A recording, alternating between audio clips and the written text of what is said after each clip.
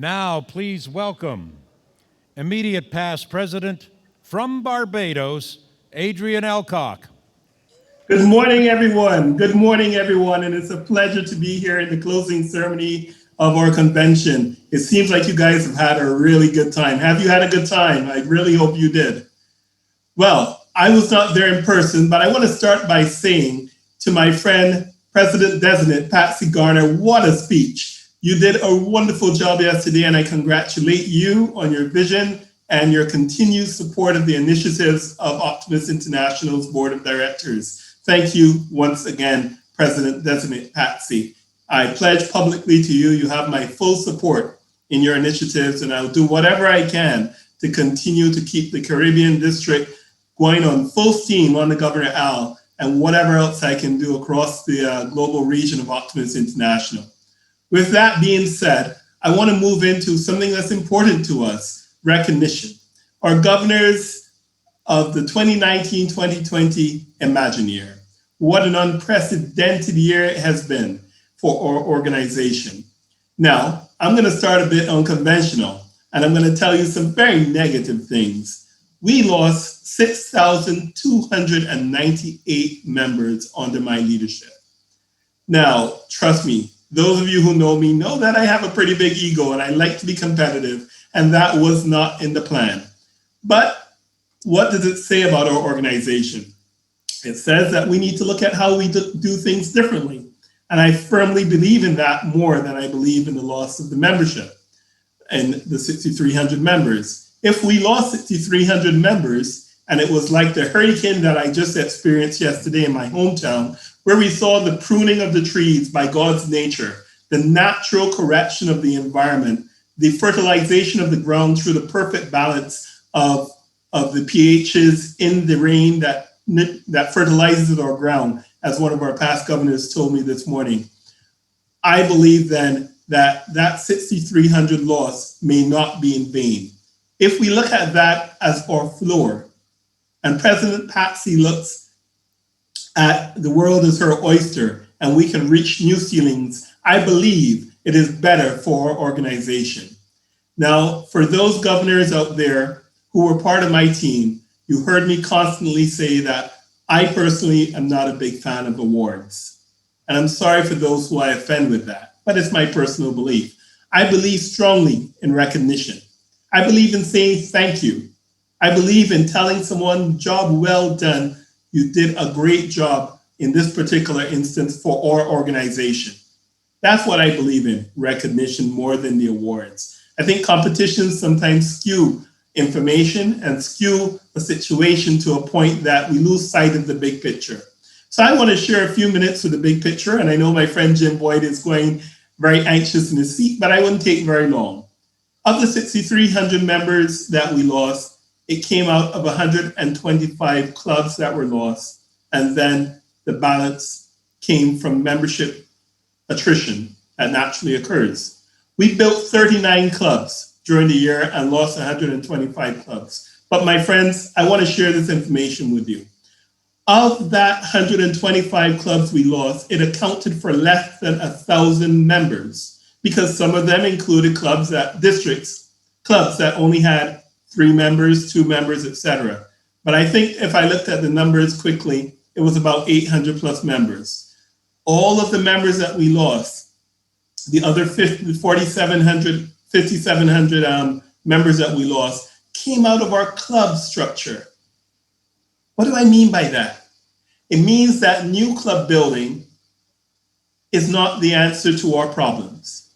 We have to keep our members in clubs.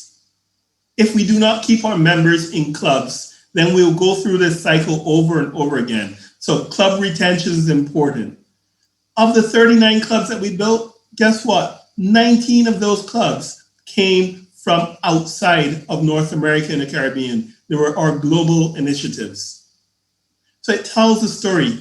And I had the good pleasure of working with my dear friend Diana Morrison out of the Optimist Club of Banner Park, Jamaica, as my statistician during my year. Many of you didn't know I had that role, but I asked my friend, who is a trained numbers person, to help me give me the data so we can make decisions as a board so we can do better things for our organization. And my governors who I got a chance to visit knew that whenever I came there, I knew my numbers because Diana Morrison from Jamaica was feeding me that information so that I can go in there and talk intelligently about what we can do better. So with that background, with the background of not being a big fan of awards, our rules and regulations require us to talk about those who did better than others.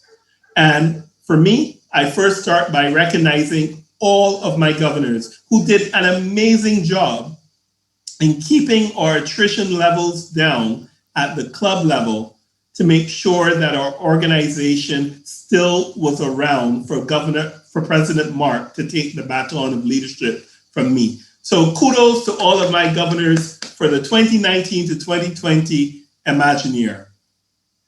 But 2 members of our organization achieved the status of what we call a distinguished governor of our organization, of a distinguished district.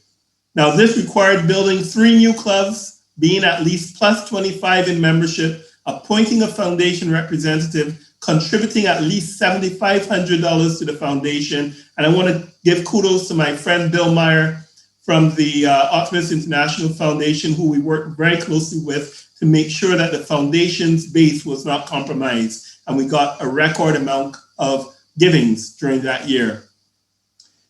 In addition, that distinguished governor has to lead clubs up to date with their financial obligations to their district and Optimist International. At our board of directors, we just had our audited financials presented, and we ended up with a positive surplus, as I promised we would, for our fiscal year, despite the loss in membership. So that's a good thing for our organization as well. So ladies and gentlemen, please join me in recognizing the distinguished governors of the 2019 to 2020 Optimist International Imagineer.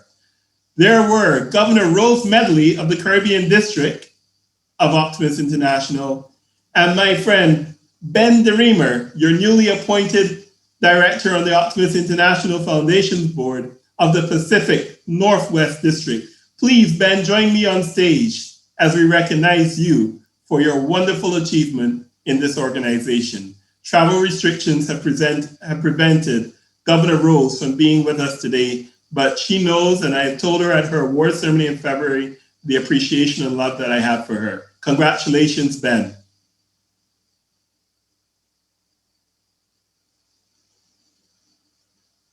I can't see the outfit that Ben is wearing today, but I suspect it's my pineapple outfit from last year. But Ben is a great guy, and thank you, Ben, and thank you, Rose. You see Rose on screen there. And thank you once again to all my governors, and thank you all in my final remarks to Optimist International's convention. I love you all. I miss you dearly, and I wish I could have been there with you. Over to you, Jim. Thank you, President Adrian. Now, welcome to the stage, International President Mark Weinsoff.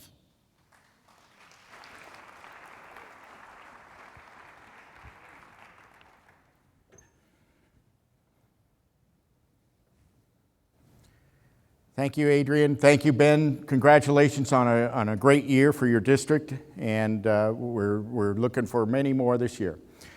Our strength as an organization is dependent on the strength of each of our clubs.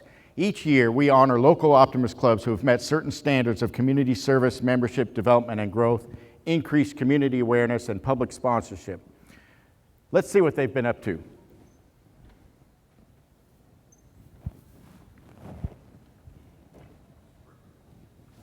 Mr. President, we are troubleshooting a technical issue.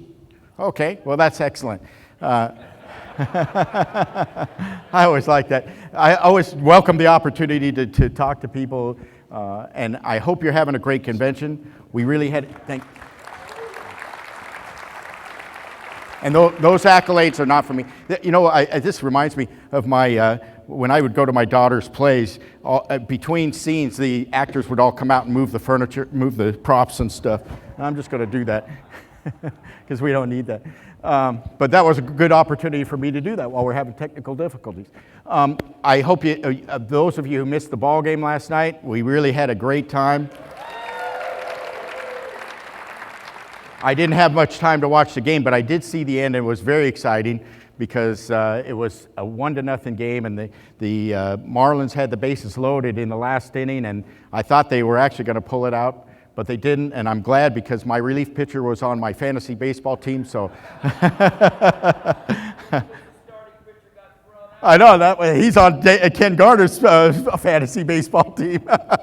So sorry about that for all the people who are not baseball fans. But I'm just filling time anyway, so we'll get to the video in a second. But I do want to thank each and every one of you for coming, whether it's virtually.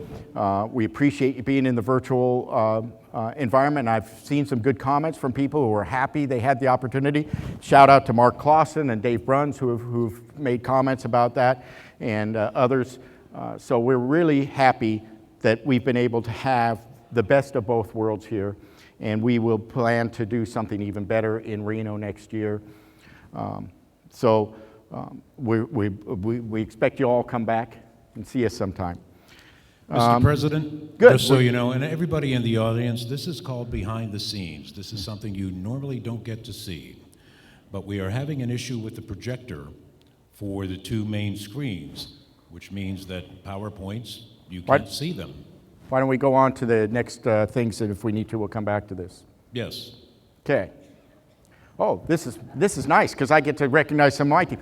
By the way, Adrian is perfectly correct when he was talking about recognition being important, because if you remember from opening night, we talked about opera, and the A in opera stands for accomplishment. It's important to recognize our accomplishments so we have a sense of something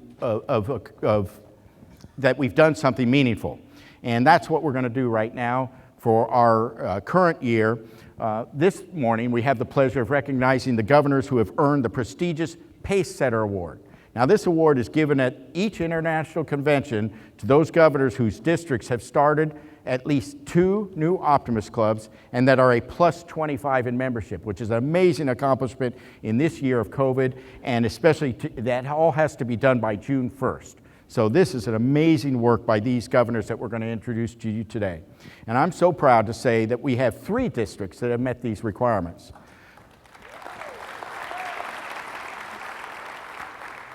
Please join me in recognizing the governors who are leading the way in bringing out the best in youth, in their districts, and in themselves. And you guys come on up here. Louisiana District and Governor Les Lowry.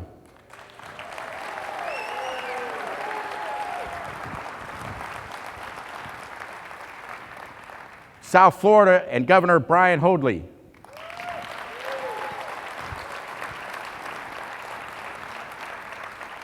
There you are, good. The Caribbean and Governor Winsome Halleman.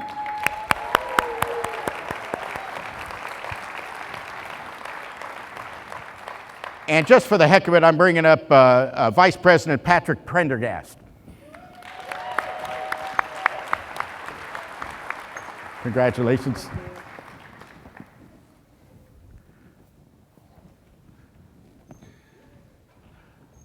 These governors did not let COVID stand in their way. These governors went about their work. These governors went about making optimistic clubs optimistic, and that's why they're having more members in their organization, in their districts and in their clubs. And I just wanted to recognize Patrick because all 3 of these clubs are from the southeast region of Optimist International. So congratulations and my gratitude to each of you. Thank you. You can go ahead and go out that way. Thank you, Pat.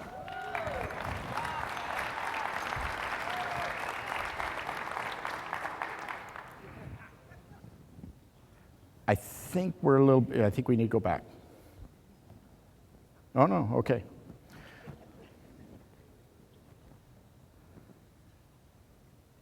Okay, we have something called the Optimist Club of the Year Award, and there's some requirements that I'm not seeing on my script. Maybe we'll go down and see if they're there. Okay. All right, go on back. We'll skip it. But the Club of the Year is a club that does all the right things and meets certain standards of which I should be aware, but I can't remember them off the top of my head. It's not in my script. And as good as I am at going off script, this isn't one of those. So I first of all want to recognize the Breakfast Optimist Club of East Fort Worth, who is our reigning Optimist Club of the Year.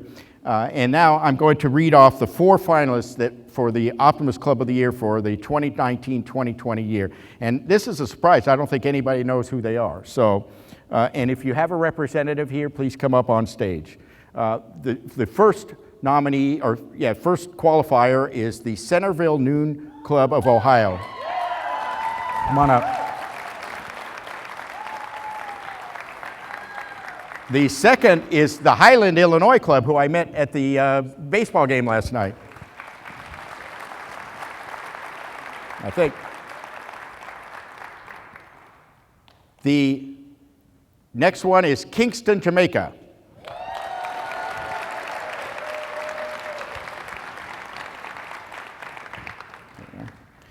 And the last of our 4 finalists is Wheat Ridge, Colorado.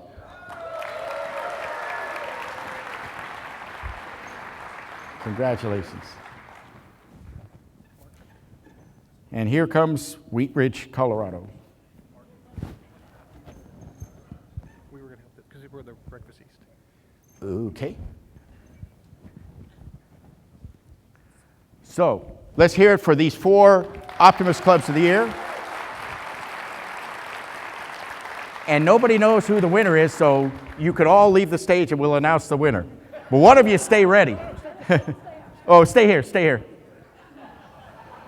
To introduce our Optimist Club of the Year, here's President-designate Patsy Garner and Ken, whoever he is.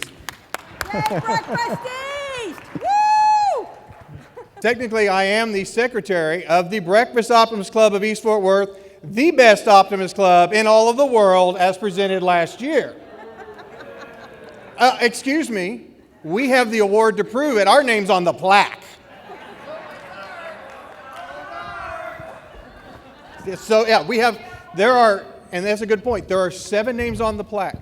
This actually came about in 2014 by an individual that Patsy was helping building a club, and he asked the one simple question: how do I get to be Club of the World? He didn't want to be Club of the Year of his district. He didn't want to be Club of the, just a good club. He wanted to be Club of the World. And this is where this came about. This is not necessarily, as President Mark said, it's not necessarily about members that you add. Those are important. It's not necessarily about clubs you build. Those are important. It's mainly about how you promote optimism, how you actually do projects in your community, and these are all based on a point system.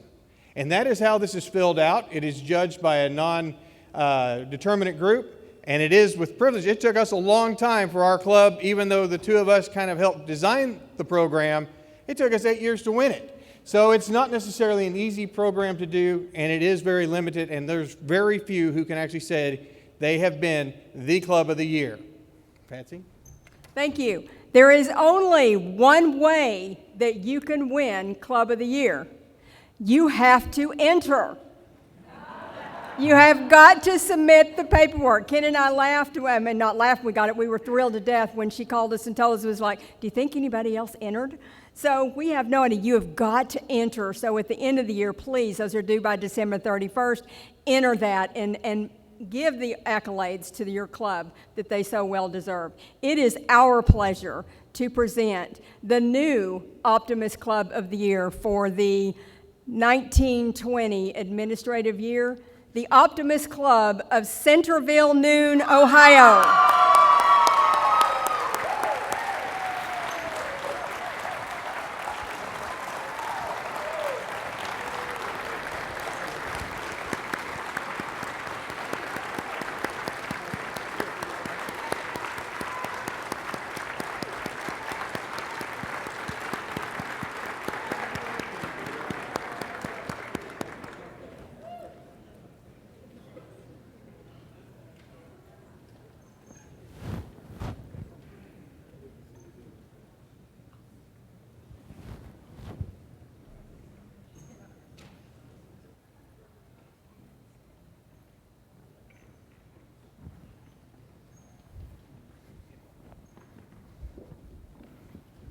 Don't mind me, I'm just rearranging the stage.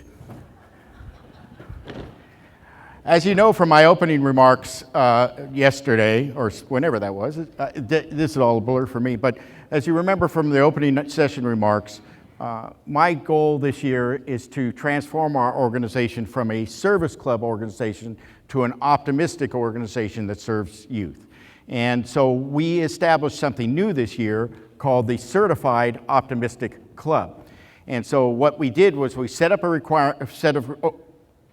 we already did that. Yeah. Do you have 3 of those? 4? We have 3. We have the Pacesetter Awards. We didn't have these until now. This is a beautiful pen and pencil set. So would our 3 recipients of the Pacesetter Awards please come forward, Les and Winsome and Brian?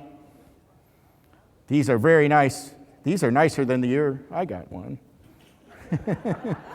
I'm now jealous. You probably want a box to put that in your suitcase. Benny has it. So we set a set of requirements for the Certified Optimistic Club based on the principles of opera. And so those are a pledge. Each club, each club had to sign a pledge. Now, you didn't have to complete everything by today, but you had to sign a pledge by June 1st saying that you would do the following things. Hold an event in person or virtually to mark the International Day of Happiness. That ties into the O, optimism. Submit a story about how the Optimist Club helped its community to choose optimism. That's the P, purpose. Hold at least 1 meeting a month online until it was safe to return to in-person meetings. That was to continue the relationship building, which is the R in opera. Put a photo in social media of members with an explanation about why they were grateful about being invited to an Optimist club and being an optimist. And that's ties into not only engagement, but also back to optimism again. And then host a new Optimist Wanted, a worldwide Optimist Welcome event or a new Optimist Welcome event online. So these Optimist clubs that are listed on your screens right now are the ones that completed every step of the program and can be recognized as a certified optimistic Optimist club. We'd like to invite, go ahead. We would like to invite members of those clubs who are in attendance today to join me on stage to be recognized for their achievements during the pandemic. And we do not have pen and pencil sets for you. Come on up if you are certified optimistic Optimist Club. And you can verify you are because you'll be on the screen.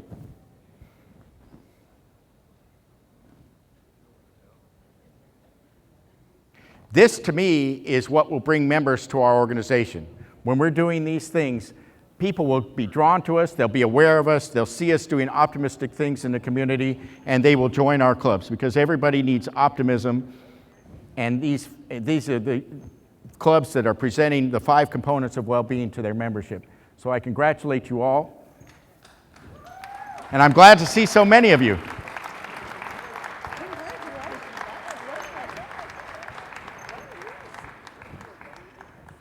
Isn't this great? So thank you, each and every one of you. Thank you, thank you, thank you, thank you. Expressing gratitude to the clubs that are optimistic. Thank you, thank you, thank you, thank you. Let's hear it for the optimistic Optimist clubs. You guys can exit both directions. Thank you very much.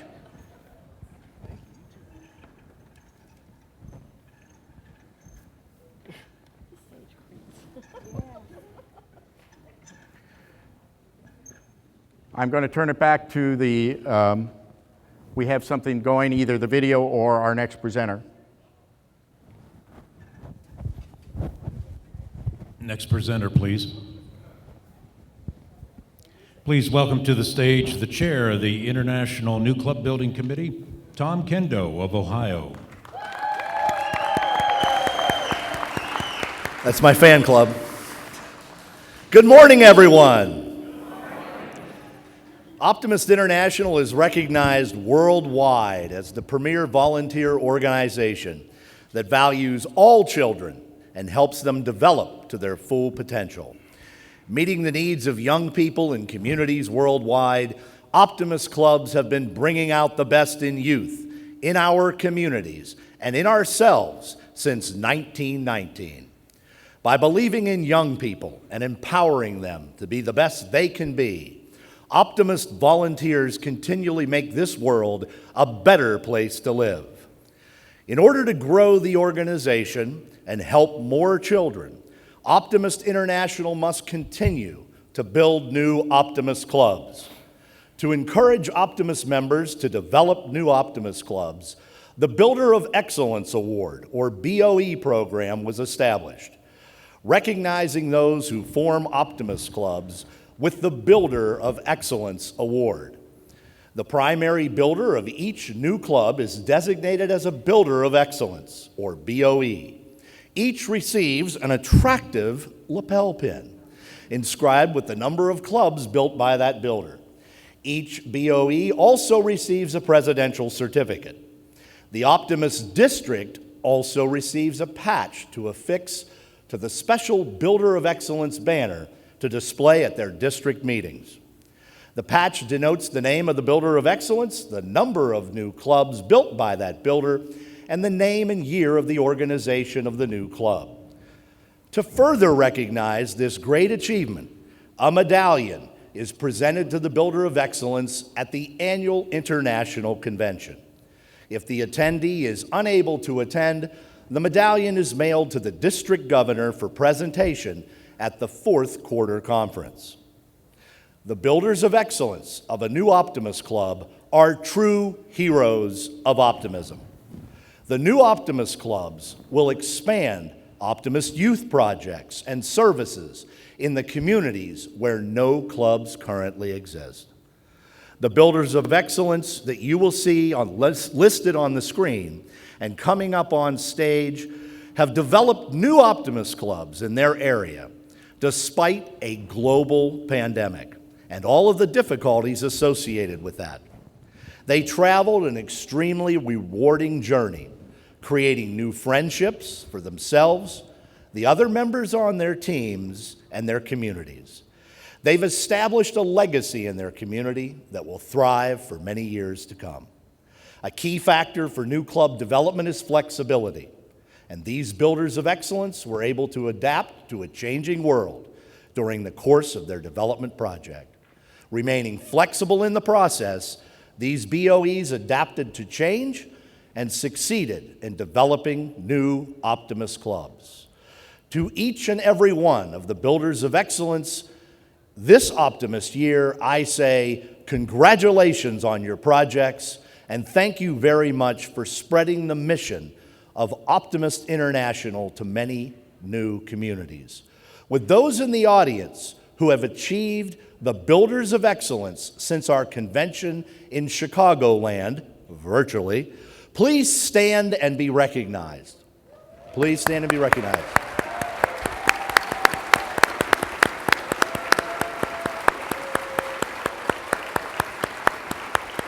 Thank you. Now let's hear it one more time for all of the incredible Optimist International Builders of Excellence. Thank you.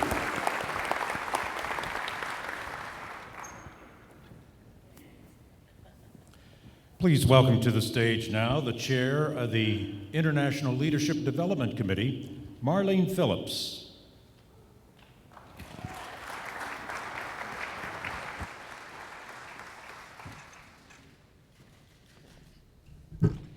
Good morning, everyone. The Personal Growth and Involvement Program that we know as PGI has allowed individual Optimist members to increase their awareness of and deepen their commitment to our organization for several decades. A new program was added that took what the PGI program had to offer and tailored it specifically to developing marketable skills in an enhancement for our members. That program is called Professional Development Program, also known as PDP. Both programs run independent of each other, but any member can work toward both the challenges and the goals of either program or both. While the Personal Growth and Involvement Program helps a member learn more about their club, their district, and Optimist International, at the same time sharpening skills that benefit their communities and club, the professional development program helps members improve and discover skills that will help them excel in the fast-paced job market of today. The Personal Growth and Involvement program has 10 levels of achievement, and reaching the 10th level is a great accomplishment, and doing so is a testament to one of our Optimist Creed's tenets, to give so much time to the improvement of yourself that we have no time to criticize others. As we all know, the last 16 months have been unusual. Across our organization, we've had a few people who have used this time well. Our Personal Growth and Involvement program has been enriched with the addition of 7 new people who have finished the requirements and completed their work and gained the right to wear the PGI Level 10 lapel pin backer. In addition, we have had 2 optimists who have acquired the bronze level of the PDP program. These people will be listed on the screen. The completed list of names are scrolling on the screen. Okay, please help me in joining in congratulating these individuals on their terrific accomplishments. Can you all stand? If there's anyone who was just on the screen who's completed their level 10 in PGI or bronze, please.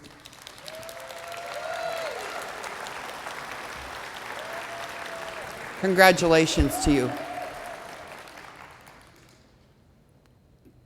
10 years ago, the leaders of our organization came together and recognized the benefits of not just identifying, but nurturing future leaders within our clubs. An answer to this idea was the Optimist Leadership Academy, and it was established. Several of our members began this convention trip with attending the 9th Optimist Leadership Academy class. In order to attend this day of specialized training and leadership trait development, they had to be recognized by someone and asked to apply. They had to be successful in their application and demonstrate that they have the willingness and ability to be leaders in our organization. They've spent an entire day, long day, learning leadership skills and approaches. They got a chance to meet with other leaders in our organization and the others who are participating in the program. The hope is that these individuals will be able to share their new skills with their clubs and districts. This year's class is listed on our screens, and they stand here. Well, are they coming to the stage? Can you guys all stand up, please?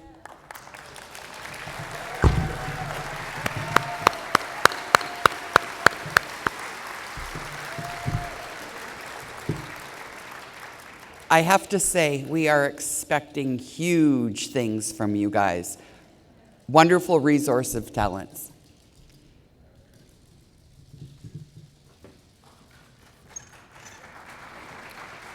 Thank you, Marlene, for that report. Please welcome to the stage the chair of the World Oratorical Committee, Ron Graves of San Antonio, Texas.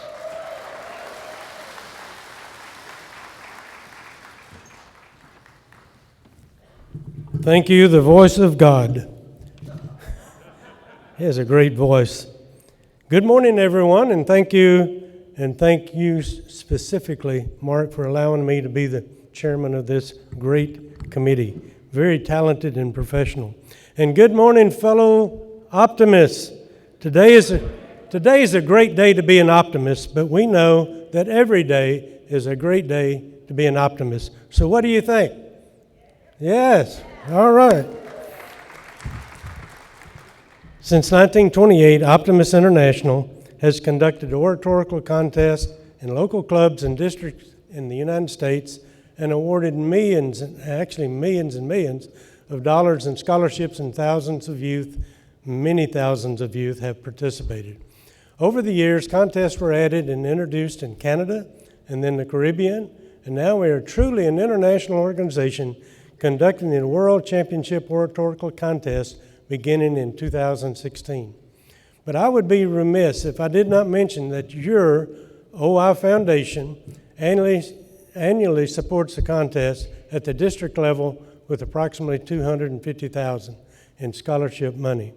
And now OIF and CCOF will fully fund the World Oratorical Contest by funding not only the districts, plus OIF will fund 9 world regional contests and then a third, second, and first place worldwide winner. The World Oratorical Committee appreciates the contributions of all optimists to the OI Foundation that supports us. But before I go much further, talking about this year's virtual contest, which is our 6th world contest, I want to congratulate the 2020 winners. Because of the COVID pandemic, they had to step up and with the assistance of a fantastic committee, conducted the 5th annual World Oratorical Contest virtually. On the screen is a list of the 2020 regional winners. And as a special treat of those regional winners, one of those actually won the world contest, and we will have a video of overall winner Jalen Mutchison of Belleville, Illinois, giving his winning speech. Jalen received $22,500 in scholarship money as the winner at all levels in which he participated. At this time, we'll do the video.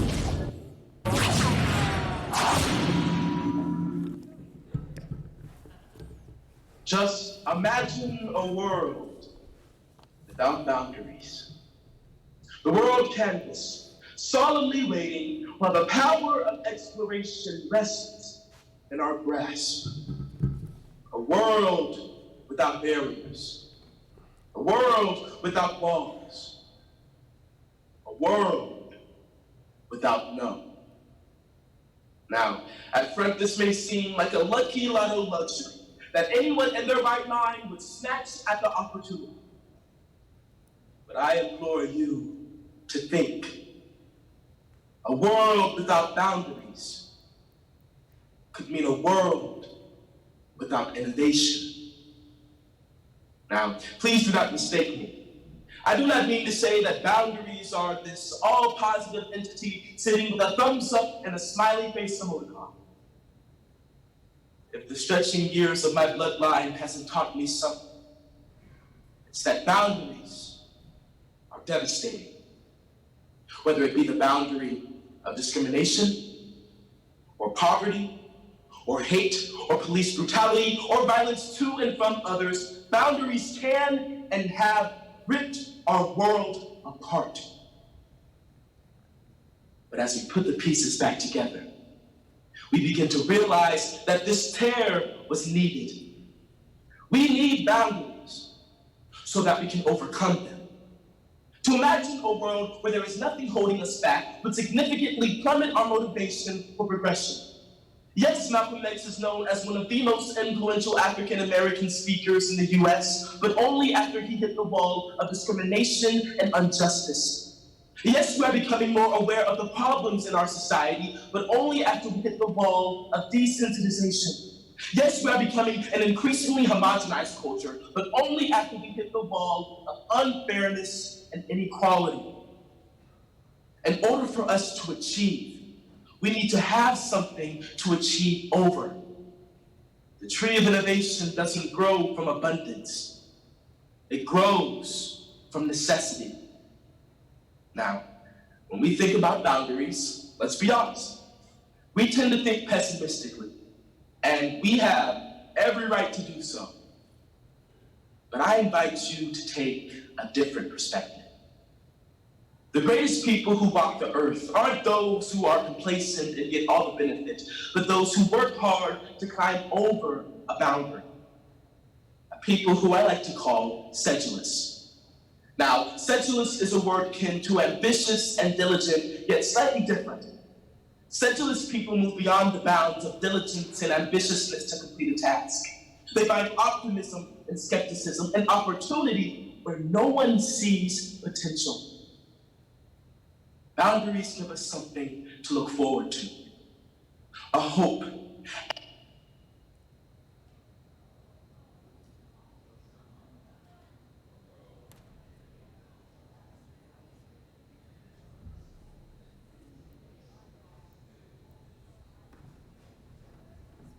obviously we have a problem.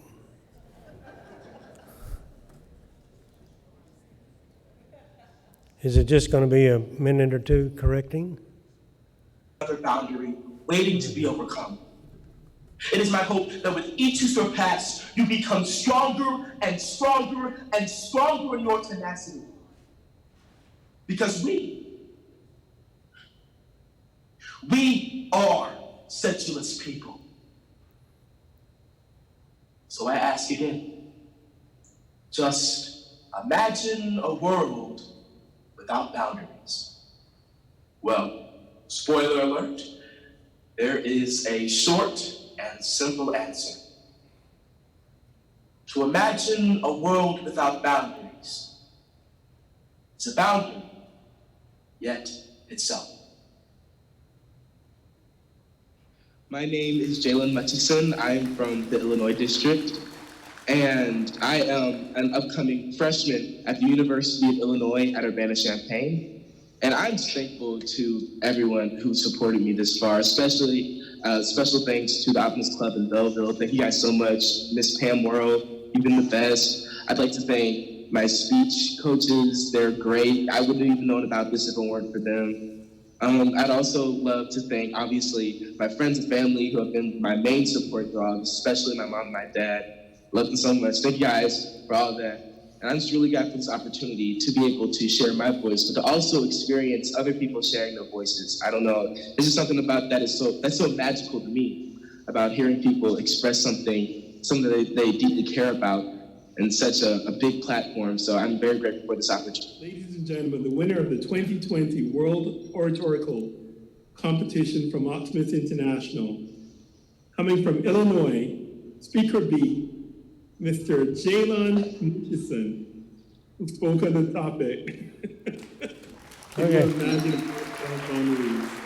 Congratulations, Speaker B, to be clear, Jalen Mutchison, who gave a magical presentation from Illinois. Congratulations on the 2020 winner of Optimist International World Oratorical Competition. Would you like to say a few words, Jalen? Yeah, oh my gosh. This is very unusual, but I do not have the right words to say. I'm just so excited.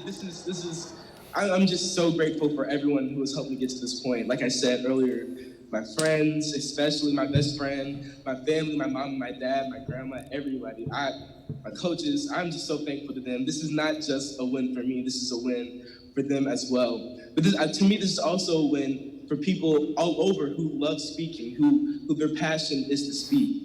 Never give up on it. Keep speaking out your mind, because I promise you, someone will listen. I know there's a while back where I felt like no one would listen to what I said. I felt like I didn't have the words to prepare a speech.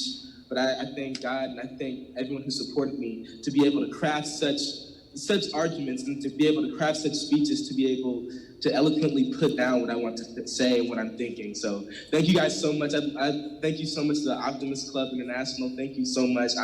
I'm overjoyed. Thank you. Thank you, Jalen. You want to share what your goals are or university plans? Yes, as I said before, I'm an upcoming freshman at the University of Illinois at Urbana-Champaign, and I plan to study in the fields of acting and communications. All right. Is there any doubt why he won the entire contest? I'd like to thank my family, obviously. Oh, he's my back. number one support before anything, whether it be competitions or me needing to clean my room. So I want to thank them, and not just them, but the people who have helped me get to this point, especially the people who I compete with and my coaches at school, my English teachers. I would have never even known about this competition hadn't it been for my own English teacher, Mr. John Bodle. Just so excited for this opportunity. I'm so excited for the chance to be able to speak about something that I care about. I just think it's really important for us, especially people around my age, to be able to have that ability. Oration is really magical in that sense, where we get the chance to talk about things that are important to us. We, especially as teenagers, and this time we really don't feel comfortable doing that, whether it be with our friends or especially like with our parents. But I think this gives us the unique opportunity to be able to talk about those issues. Even though we're under a topic constraint in this competition, in general, it's allowing us to have the ability to think, to be inspired by the topic, and to be able to create our own material from it. So I think this is a great competition to be a part of. I'm so thankful to be able to have won this competition in its entirety. I'm just really grateful because, I think about how I would have never thought that anyone would be inspired or moved by the words that I said. But in this moment, I realized that words have power, that your ability to speak has power, and that you should never give up on that ability if you have any interest in it at all. I'm thankful to the International Optimist Club organization, and I'm glad that I was able to have this experience. My name is Jalen Mutchison, and I am the 2020 Optimist International Oratorical World Champion. All right. It was worth every minute of my time here, but I still need to do a couple of things. But number one, I'd like to say that the 2021 World Oracle Contest will be virtual again and conducted July the 22nd and the 23rd. And the topic is Healing the World with Optimism. And I've listed the regions and the time the contest will be conducted for each region, plus the Global Region Finals and the St. Lawrence Region Finals are listed. The World Championship will be conducted at noon Central Standard Time on Friday, July 23rd, 2021. And making all this possible are several great optimists who are and will continue devoting countless hours of their time to make this program a success. First, I'd like to thank all the other committees within OI for this support. And joining me here, and they're not going to be on stage, but joining me down here are Dr. Diana Carlin, and we have Dr. Sonny. And they're going to be the heading up the program. And let's see, I've got some other members of the committee that will not be, okay, there you go. President OI, President past Dave Bruins, and there's Diana, and there's Sonny, and they're the co-tournament directors, and Ann Rector Doyle is the timekeeper. Carolyn Haynes-Jacobs is our judge coordinator, and our OI board representative, she doesn't know if she's even going to be called up here. She's not. I'm just going to acknowledge Sandy Williams, and our staff liaison is Amy Keller. Thank you.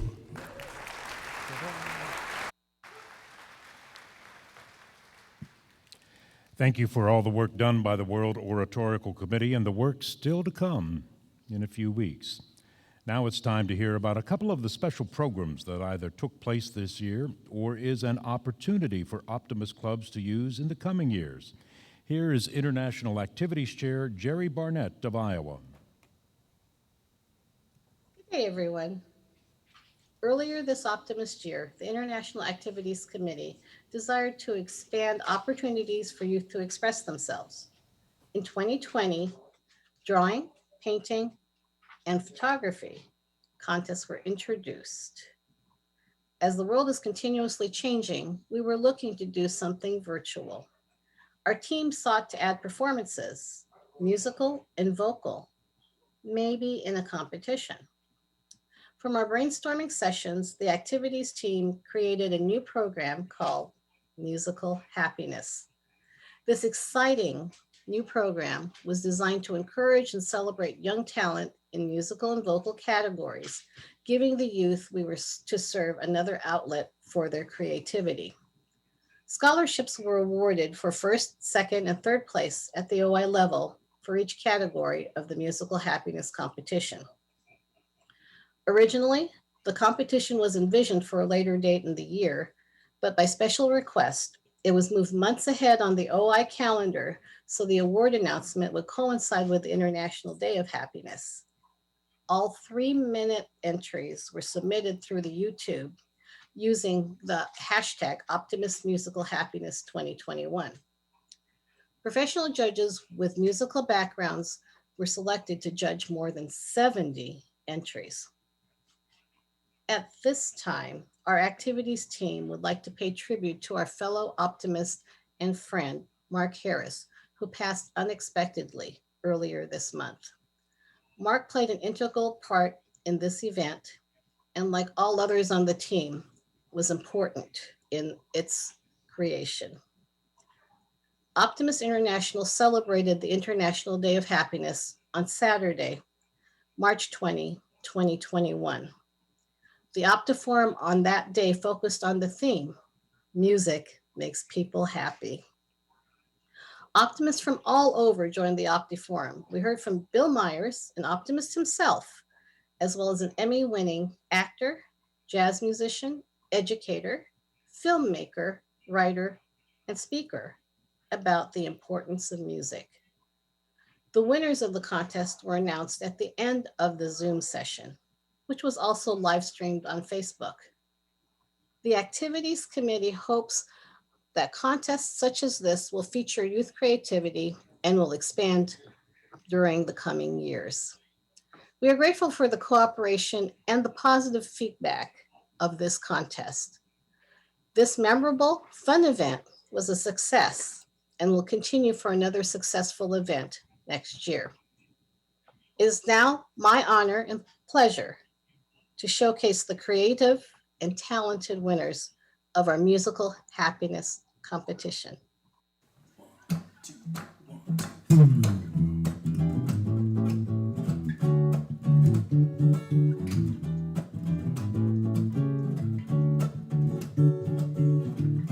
Cloudy days have got me low. I'm running with nowhere to go. I could give into the clouds, have a gloomy point of view, or I could give it all to you. Cause if the rain never fell, there'd be no roses to smell. So even when the sky is gray, I will lift my eyes and say, let the rain fall, let it fall on me, let the rain fall, let it fall on me. When it's difficult you try, but you can't stop the stormy skies. Lift your face up heavenward, and through all your tears and pain, we can dance out in the rain. Cause if the rain never fell, there'd be no roses to smell. So even when the sky is gray, you can lift your eyes and say, let the rain fall, let it fall on me, let the rain fall, let it fall on me.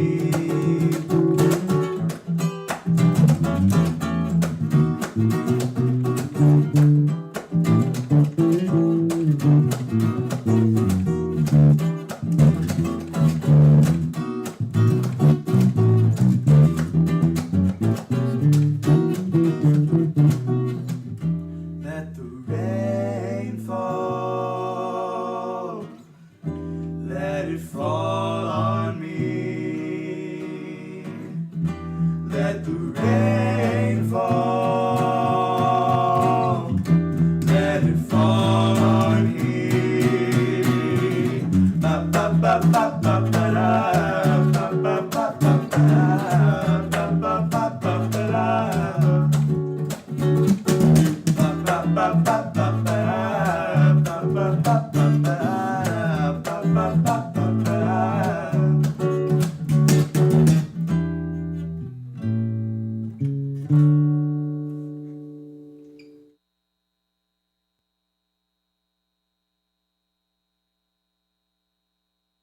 Hello, everyone. The wonderful ladies and gentlemen of this year's International Activities Committee have made outstanding strides in providing direction as to how we as optimists can support the platform of childhood health and wellness.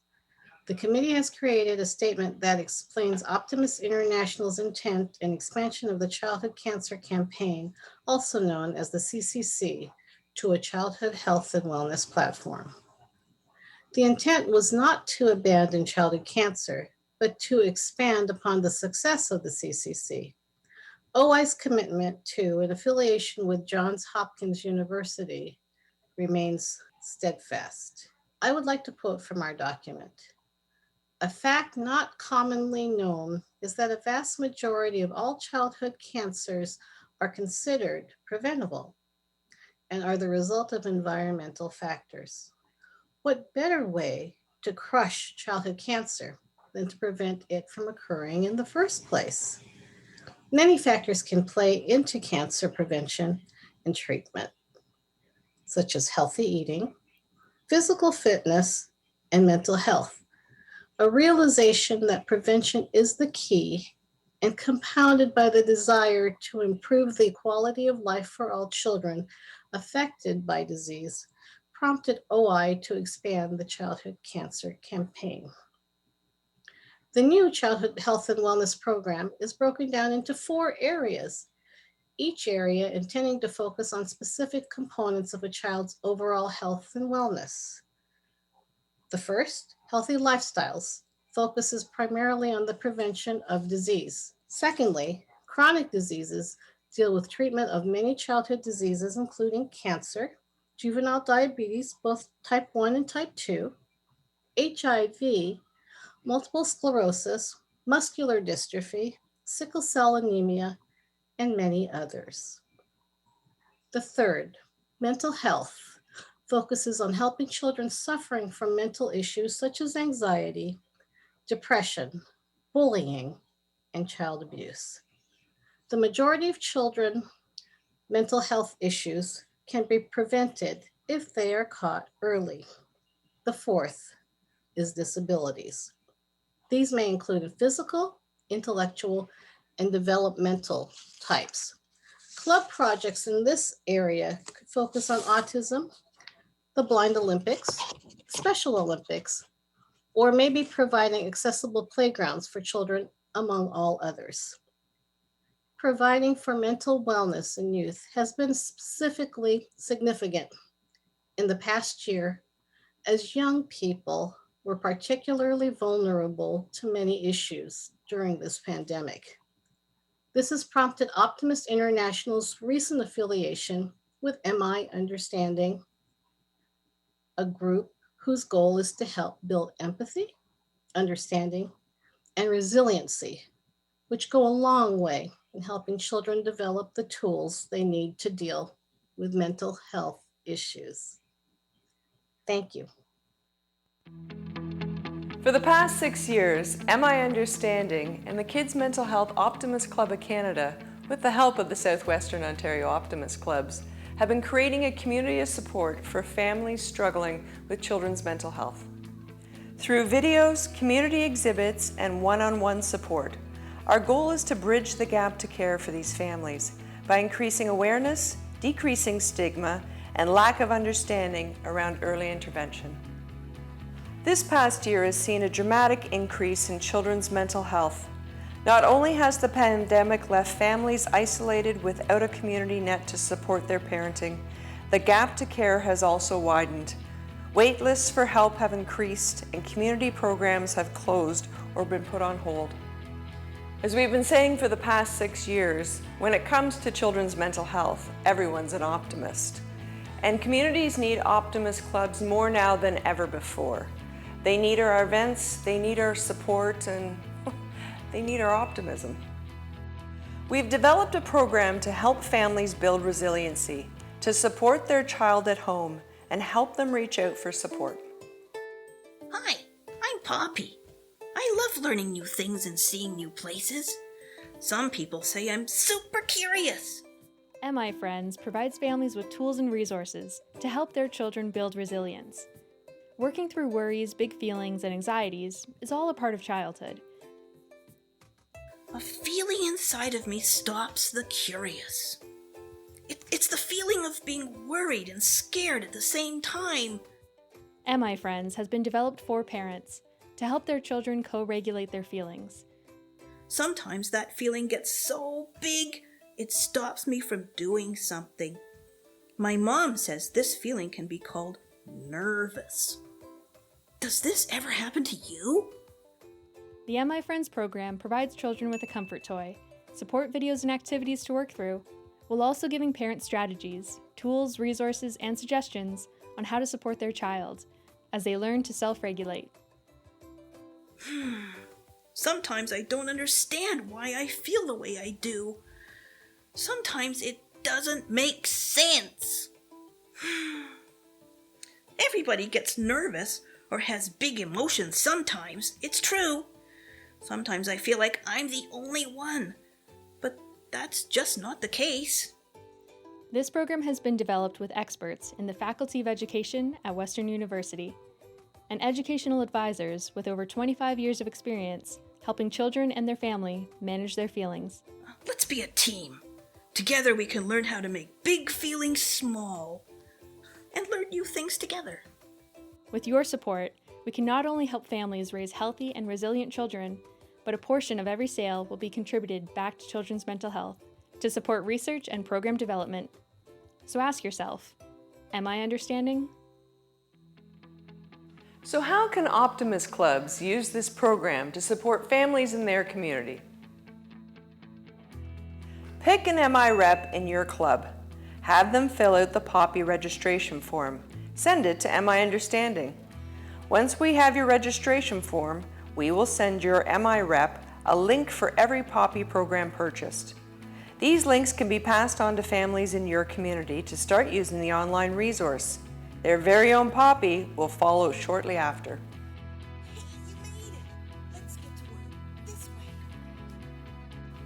And how can Optimist clubs use the MI Friends program to support families struggling with children's mental health? Use the program to reach out to community partners. Any group that deals with kids right now are probably trying to support children with mental health. Schools, daycares, community programs that support kids, hospitals, cancer, diabetes, and other illness support programs, children's aid, and even programs that deal directly with children's mental health. Let your community know that you and your club are there to help. It's a great way to attract new members, increase your club's awareness in your community, and strengthen your relationship with community partners. Hi, I'm Paula, and this is MI Understanding. While we're at home managing worries and plenty of change, let's take time to build resiliency. Let's focus on what we can do instead of what we can't. Let's take the opportunity to build relationships with our kids instead of worrying so much about what they aren't doing or what they should be doing. We are all in this together, but we all have to figure it out in our own way. We have some great videos we've developed to help your family start some conversations. Watch them first, then watch them together. We've uploaded tips, activities, and some great resources to make this easy for you. We're all on a different journey. Our families don't always look the same, but no matter where you are, our hope is that you will find a place to start to help you and your child. Hi, I'm Ed Finland. I'm the president of the Kids Mental Health Optimist Club of Canada, and I have to tell you, I'm extremely excited about this program. This allows us to get new members involved in our clubs, and more importantly, as Optimist International says, and we all say, it brings out the best in kids. Get involved, you're going to love the program. Thanks so much. So grab a registration form and become part of MI Friends and help support a family for as low as $50. We want clubs around the world to help us support families through MI Friends and the MI Understanding program. MI Understanding has a library of free resources for Optimist clubs thanks to our partners at the Canadian Children's Optimist Foundation to use and share. Created in partnership with our local school and hospital programs, they are designed to start a conversation and increase everyone's understanding. I know sometimes you say, I can't do this, but I know you can. Keep going. You're doing great. So help us support families to build resiliency by supporting the MI Understanding program and becoming an MI Understanding friend. We want families around the world to know that when it comes to children's mental health, everyone's an optimist. What, did you come up with that on your own? Oh, yeah, I did. It's really good. Thank you. You're smart. Thank you. We want to again thank all of the work of the International Activities Committee this year. There is Blake Leaper in lane 6. Defending champion Kamari Montgomery in 3.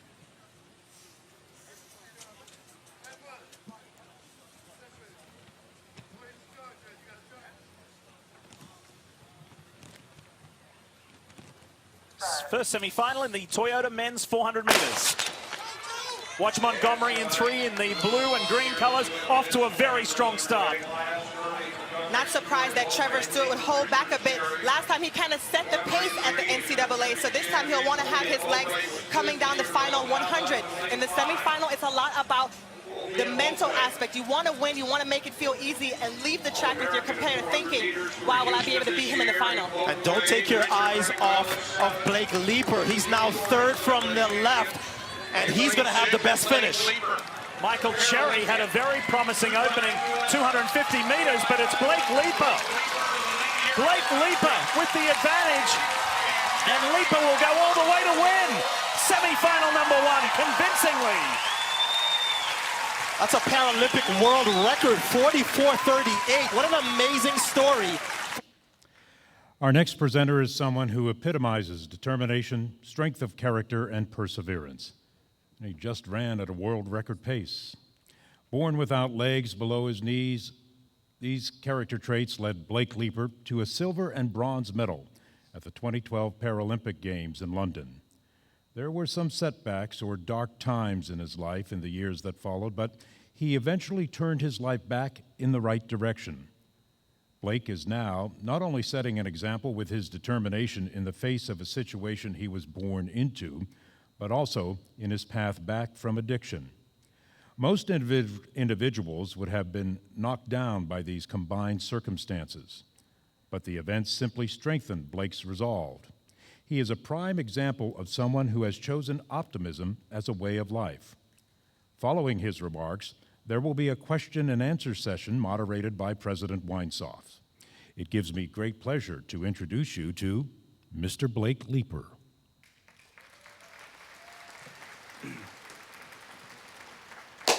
What is up, guys? It is Blake Leeper here. I am a U.S. Paralympic athlete, one of the fastest men in the world that's legs or no legs. And I'm here today to share my story, to open up my heart, to pour into some of the life experiences that I've had being born without legs. And I have to give a huge shout out to the group in Atlanta, my Optimism group in Atlanta, and to all the ones around the world. Like, we're going to have so much fun today. And at the end, I'm going to be available for some questions and some answers, so I'm an open book. You guys can ask me anything. So, with that being said, are you ready? All right, let's do this. Okay, perfect. So, I was born on August 31st, 1989. If you want to give me a gift, we'll work it out. We'll figure it out later. The doctors came in and rushed me out the room, and they came back and had a conversation with my mother and father. It was, Mr. and Mrs. Leeper, I'm sorry, but your baby boy Blake was born missing both of his legs. You know, Miss Leeper, I know you're excited, and Miss Leeper, you have to understand, it was just me and my brother that was born as grandkids and kids, and that's only on my dad's side. So we had aunts and uncles and grandparents, and everybody was there for baby boy Blake to be born, and they're hit with this tragic news. I'm sorry, but Blake's never going to walk a day in his life. Blake's never going to be able to run, jump, play sports, to live a fulfilled life. He's probably going to be bound in a wheelchair his whole life. So you guys might not only want to find something that's not only easier for him, but it's also easier for you as well. And so when my parents tell me this story, like, I get so upset, right? I get mad, like, Mom, like, who'd you cuss out? I know you cussed out somebody. Like, Dad, who'd you hit? And you know, I asked them the same question over and over and over again. And they gave me the same answer over and over and over again. They said, yes, Blake, the day that you was born, they rushed you to the NICU. We was nervous. We was scared, right? But the second they brought you back into the room, we didn't see what you was missing, right? We didn't see the fact that you was missing both of your legs. We seen the beauty inside of you. And in that moment, we decided to do two things. And the two things they decided to do is what saved my life. It's that optimistic outlook that they had on life, right? They looked at me and they said, Blake, the first thing that we decided to do was stick together as a family, as a unit. Through the good and the bad, we made the decision that we're going to be in the corner fighting for you, right? In your corner, loving you, supporting you. Whatever you go through your ups and through your downs, we're going to be there for you. I was like, okay. And the second thing they did they told me, they said they kept a positive attitude towards the whole situation. And the power of positivity can run such a long way. It saved my life. And as cliche as it may sound, it works. It works so much. One of my favorite quotes that I learned from, and Coach Lou Holtz used to tell his team before he go out into the field. He said, life is 10% of what you're dealt with and 90% on how you deal with it. You look at my life and you look at my situation, the fact that I was born without legs is my 10%. There's nothing I can do about it. When I wake up in the morning, guess what, guys? I'm gonna be missing my legs. When I go to bed at night, yeah, my legs are not gonna be there. But that's only 10% of who I am as a person. I still have 90% to wake up each and every day to put one leg on at a time and go and attack the world. That's my 90, right? Every morning that I wake up, my mom used to come into my room and she used to come to me, she used to say, Blake, yes, you're missing both of your legs. Yes, you have a disability. There's nothing we can do about it. That is your 10%. But you still have 90% to show the world what you truly can do. You still have 90% to go out there and attack the day. Yes, you have 2 disabilities, but you have 1,000 other abilities that make you a special person. You have 1,000 other abilities that give you something to live for, to fight for. So how many times throughout our lives that our disabilities or what we see as shortcomings, we focus on that so much. So much. I can focus on the fact that I'm missing my legs so much. But who have I helped? Well, what have I gotten done? I like to focus on the 90 and all the abilities that I can accomplish for the day. I focus on the 90 and focus on all the things that I can get done with all the strengths and abilities and talents that I do possess. Yes, I'm missing my legs. Yes, there's nothing I can do about that. But I have 1,000 other abilities that make me a special person. I have 1,000 other abilities that can put a smile on my face and go out there and attack the world.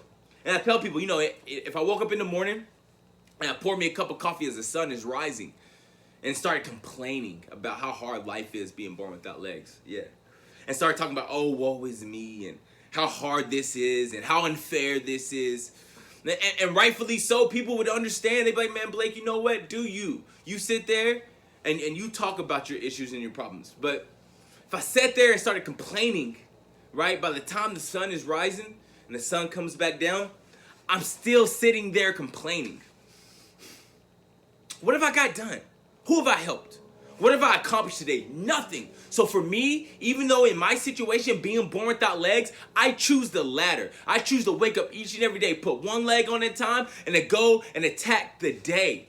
Right? I take my optimistic mindset and an outlook on life and say, yes, this is tough right now, but I'm going to do the best that I possibly can with the talents that I do have. Let me focus on my 90%. Yes, the 10 is the 10. There's nothing I can do about that. But I still have 90% to show the world what I truly can do. I still have 90% to wake up each and every day with grit, with intensity, with the mindset of grinding and putting all my energy and effort into my life, this blessing of a life that we still have. You know, the year that we've had this past year, guys, it's been tough. Lives have been lost, but we're standing here today. We're still alive today. We're still moving today. So let's take advantage of it.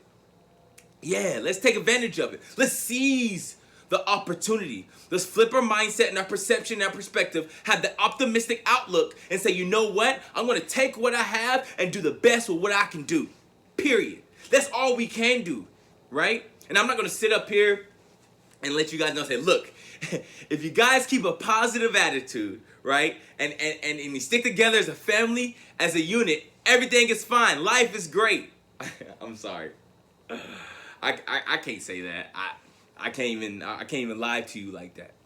Because what we've been through in our lives, especially recently, we realize when it rains, it pours. It gets hard and it gets harder. And it's getting harder, and we're stuck in this hole, this deep hole of trying to figure out how we're gonna get out of this. I think about a time I was young. I was like 4 or 5 years old.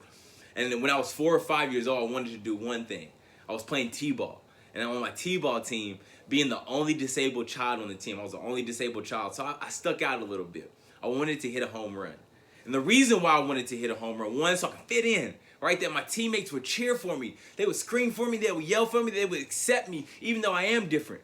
And the second reason is because my dad, he was the third base coach on the team. And you have to understand, they not only told me that I would never walk or run a day in my life. They told him that I would never walk or run a day in my life. So if somehow, some way, I can hit a home run, right, and run all around the bases, have all my teammates yell for me, have my dad so proud of me, like, that's what I want to do. That's it. So I go up to the plate. I'm so nervous, guys, and I take my 3 practice swings. 1, 2, and on the third one, I hit the ball as far as I can. I hit the ball as far as I can. The ball starts flying in the air, guys. I get so excited, I forget to run. So I'm just standing there just looking at the ball like, wow. So my teammates are like, run, Blake, run. So I start running, right? And I'm on my way to first base. And from first to second, I look over to the bench and I see my teammates just yelling and screaming and jumping for me. Like, and the ball's still rolling. Like, this is the moment that I was waiting for. Then I look over to my father on third base, and I've never seen this much excitement in him. He was just like yelling and screaming, like, you're gonna do it, Blake. He was waving me around the bases, and I was just trying to run as fast as I possibly can with my prosthetic legs. And I get to second to third, and on my way to second to third, boop! I eat dirt. My leg falls off. Yeah, that was tough. The kid comes over and tags me out. Man, now as an adult, I look back and say, what kid would tag another kid out missing both of his legs? It was a tough T-ball league, guys. I'm from Tennessee, so we take T-ball very serious. And as I laid there, one leg on, one leg off, the inning is over. I look over to my teammates, and all that excitement is gone. They're not screaming no more. And I look over to my father, and I can tell he's disappointed. Not at me, but he's disappointed at the situation, right? Knowing that I had to go through this and deal through this. And as I look and I'm going through this process, I can remember it so vividly, guys. I was mad at the world. I was mad at life. I was mad at the situation, the fact that I was born without legs, and I was trying to figure it out at that moment. Like, wait a minute, this isn't fair. Why me? Why do I have to go through this? My brother, I have an older brother. He's completely fine. He has both of his legs. My mom and my father have both their legs. Every single person on my team in the league have both their legs. And you mean to tell me that I have to go through this? You mean to tell me all the thing I wanted to do was to hit a home run to make my father proud? I can't even do that because of my disability? Why me? This isn't fair, right? How many times have we gone through life and we question it, like, why am I going through this? Why is this happening to me? And in that moment, my teammates came over and gave me my leg. My dad came over, picked me up, and dusted the dirt off my back. And as I got older and faced more trials and tribulations throughout my life, guys, I realized in that moment, I was asking the wrong question. In that moment, I was looking for fault. I wanted to blame somebody. It's life's fault. It's their fault. It's his fault. It's her fault. Like I wanted to blame somebody in that moment. But the reality of it is, it was nobody's fault. And the reality is, it's life. And sometimes bad things in life happen to us. It is what it is. But instead of blaming people and in life and other things and trying to point the finger, I realized that I had to take responsibility over my life, right? I realized I had to take responsibility over the situation. It was nobody's fault, or even my fault, that I failed in that moment. That I failed my father, that I failed my teammates, and my leg popped off and I fell down. Like, it was nobody's fault, but it was my responsibility to get back up. Ooh. It was my responsibility to figure it out. Yeah, that's it. Yeah, it's my responsibility to have the courage and the strength to put my leg back on, to get back up, go back to the plate, and swing the bat again. Now, that is my responsibility. So, as I've gotten older and realized, guys, instead of asking, why me, I flip it. I reverse it. I challenge it. I say, you know what? I'm meant for this. Why not me? I'm strong enough for this. Why not me? I'm smart enough for this. Why not me? I'm a true believer that everything that we go through in our lives, whether it's something big or something small, whatever we go through in our lives is happening to us for a reason. It's not happening to us, it's actually happening for us for a reason, right? So whatever adversity or challenges that you might be facing or accepting, like embrace it, because it's happening to you. It's going to make you stronger, right? So in that moment when my leg fell off, I had to learn how to fight. I had to learn that life's not going to come easy. I'm gonna fall short sometimes, but I gotta get back up and keep fighting. I gotta get back up and keep pushing. So instead of saying, oh, why me? Why is this happening to me? I take responsibility and say, well, why not me? I'm meant for this. Why not me? I'm strong enough for this. Why not me? I can handle this. But given my mindset and my outlook and how I view life, my optimistic outlook on how I view life, I like to flip it and reverse it and scrutinize it and take a bad situation and make it a positive situation. Yeah, that's what we're going to do. That's what we do. That's how we get through life. That's how we're in the position that we are in today, because of the mindset that we have to take things and to flip it on its head and say, you know what, this is happening for me and not to me. So I'm going to embrace it. I'm going to accept it. I'm going to use it. Because why not me? Because I can do it. Why not me? I'm strong enough to do it. Why not me? I'm smart enough to do it. And everything that I've gone through in my life was preparing me, right? That time I fell down when I was playing t-ball, and all those other moments that I experienced being born without legs was just building me up. It was just building me up. Just building me up to one of my biggest moments in my life.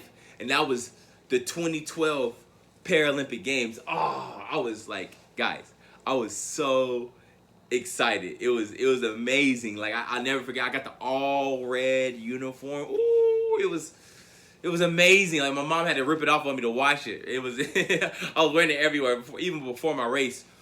And we get to the race, and right before we get to the race, you know, it was in London. It was a sold out stadium. It was a sold out stadium in the London Olympic Village. It was amazing. I never forget. I had two uncles. I had two aunts.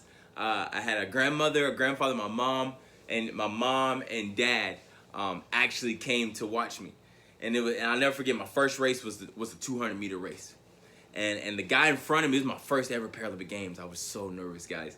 And the guy in front of me, he's been to a couple, and he can like smell the nerves coming off of me. I'm sweating. I'm over looking around, like, wow, this is amazing. Wow, they have water fountains in the warm up area. This is crazy. And then right before we're about to walk out into the race, this 200-meter race, he looks back at me and he says, "Blake, are you ready?" And I was like, yeah. I'm ready for this. And I tried to keep my composure, but I couldn't. And then after he said, "Are you ready?" He said, "Great, because they sold out the stadium tonight for our race. So there's going to be over 85,000 people watching us tonight." I said, "You said 85? Oh, okay. And after he said that, he just like reeled me in. Right? He said, "Well, I'm glad you're ready with the whole 85 watching us live, but they're predicting it's one of the biggest Paralympic races that's ever been ran. So they're even predicting almost 11 million watching this worldwide." I said, okay, 11 million? Guys, I was so nervous, I couldn't feel my feet. I'm joking. I'm just making sure you guys paid attention. I don't have feet. Making sure you paid attention. But seriously though, I was so nervous, I started feeling like the bubble guts. Like there's something like within my stomach that I felt like I didn't belong, I didn't deserve. Something, I don't know if you guys ever felt it before, but something big, you got a project or an event, or something big coming up, you start feeling nervous. So right before the race, I run over to my coach and like, "Coach, like, oh man, this guy got in my head." He started talking about all the people that's gonna be watching this. I'm nervous. I can't, like, I got the bubble guts. Like, I don't feel good. What should I do? He said, "Blake, stop. He said, "Are you nervous?" It's like, "I'm freaking out right now, Coach. I can't feel my feet. I'm freaking out." He said, Good. You're nervous. That's great. I was like, "What?" He said, "Look," and this is one of the best advice that I've ever received. He said, "Look, if you didn't study for it, you didn't prep for it, you didn't work for it, right? When you go to that event, for me, the competition, the project, whatever you have coming up in your life, it has no value to you. So you're just going to go do it, so whatever, hey, and go home and you're fine with it." But he said, flip it, reverse it. Say you spent your time and energy, blood, sweat, and tears, and you put something into it. You sacrifice your life for it. When you get to that mission, that nervous energy that you're feeling, it's your body letting you know that, hey, this is important to us, right? You don't need a Red Bull. You don't need a coffee. That's free energy that your heart's pumping, your blood is flowing through your body. Letting your body know that this is important. We want this, right? You've worked hard for this, right? He said, but later on, he said, we confuse that nervous energy with negative thoughts. And we start thinking about all the negative things that can happen in that moment because all that nervous energy that's building up within us. What he told me to do was to flip it, reverse it, take control over it, and start manifesting nothing but greatness into the moment, right? Start speaking nothing but greatness because we manifest our own destiny. And what happens is, once we speak greatness into our life, we start speaking greatness into the universe about the situation. Guess what? It's out there, right? They can laugh at it. They can even point at it. They might not even believe you, right? When I say I'm gonna go be the fastest man in the world, I'm gonna go win this medal, right? I'm gonna go do this. They might even be like, yeah, whatever, man. You're born without legs, right? They might not even believe you. But what happens is one thing they cannot do is take it away. And that's out there in the universe. So when my coach explained to me, once you start speaking greatness into the universe, you slowly start conforming. You start conforming to that greatness that you start speaking onto your life. So I was like, okay. I was like, thanks, coach. I needed that. So I walked back about to get ready for the race, and I'm not gonna lie, guys, I started thinking about a couple of things. The first thing, I started thinking about all the people who made fun of me. All the times I was laughed at, picked on, picked last, made fun because of my prosthetic legs. I started thinking about all those people in my life. Then I started thinking about all the people who encouraged me, that supported me, that loved me, that fought for me, that was in my corner, my family, that gave me that positive attitude and mindset. All my grandparents, my mom, my father, my brother, all those people in my life that supported me. And then I started thinking about all those workouts, all those extra lifts, all those extra sessions, all those times my stumps were bleeding and my legs were swollen just to even get to practice. I could barely even walk, and all those weddings, funerals, and graduations that I missed because I was training. I was dedicating my life to this, right? All those extra sessions, training on Christmas Day, Thanksgiving Day. I started thinking about all those things that started coming in my life that I've been through just to get to this moment. Then it dawned on me. It hit me. It was like a light switch, like, oh, okay, I get it. I get what you did. I get what you did right there, coach. I want this. Like, yeah, like I want this. Then I started like kind of processing it even more. Then I went a step farther and said, no, wait. I don't want this. I need this. Like I put the time and the energy. Like I need this. Like this. Yeah, okay. Yeah, I need this. And then my confidence started coming back to me, and my energy started coming back. I started manifesting nothing but greatness. Like, yeah, I need this. I'm gonna run great. I'm gonna do this right. I'm gonna do that. Yeah, I need this. Then right before we walked out into the stadium on the track, it finally hit me. It was another light switch, a brighter light, and it was like, oh, I deserve this. That's what it is. I deserve this. What sense would it make for me to go through all that pain and endure all that struggle, to sacrifice all that time and energy to get to the biggest stage and be like, no, I'm gonna go home. I can't do this. I'm gonna go home. That sounds crazy. That sounds ridiculous. If I put the time and the energy and the efforts to get there, I should go get what I deserve, right? So in return, I flip it and ask you, think about all the time and the energy and the sacrifice that you personally have put in just to get here in life. Just to be able to sit here, stand here today. Think about it. Think about the fight. Think about the extra time, the extra energy, right? What sense does it make for you to quit now? That sounds crazy. It sounds ridiculous. You put the time and the energy and you fought for it. You sacrificed for it. You deserve it. You deserve to keep pushing forward. You deserve to be the best. You deserve to get everything that you manifested greatness in your life. You deserve it because you put the time in, period, right? So, right before the gun goes off, I'm in the blocks and I'm nervous, guys. 85,000 people were actually in the stadium. So I try to keep positive. I'm keeping positive. And then I get into the blocks and the gun goes off. Bah! And I'm running. And I didn't have the best race, being young, but, I was in fifth place. And I went to fourth, and I actually dive across the line. And when I dive across the line, I actually won my first ever Paralympic medal. It was a bronze medal in the 200 meters.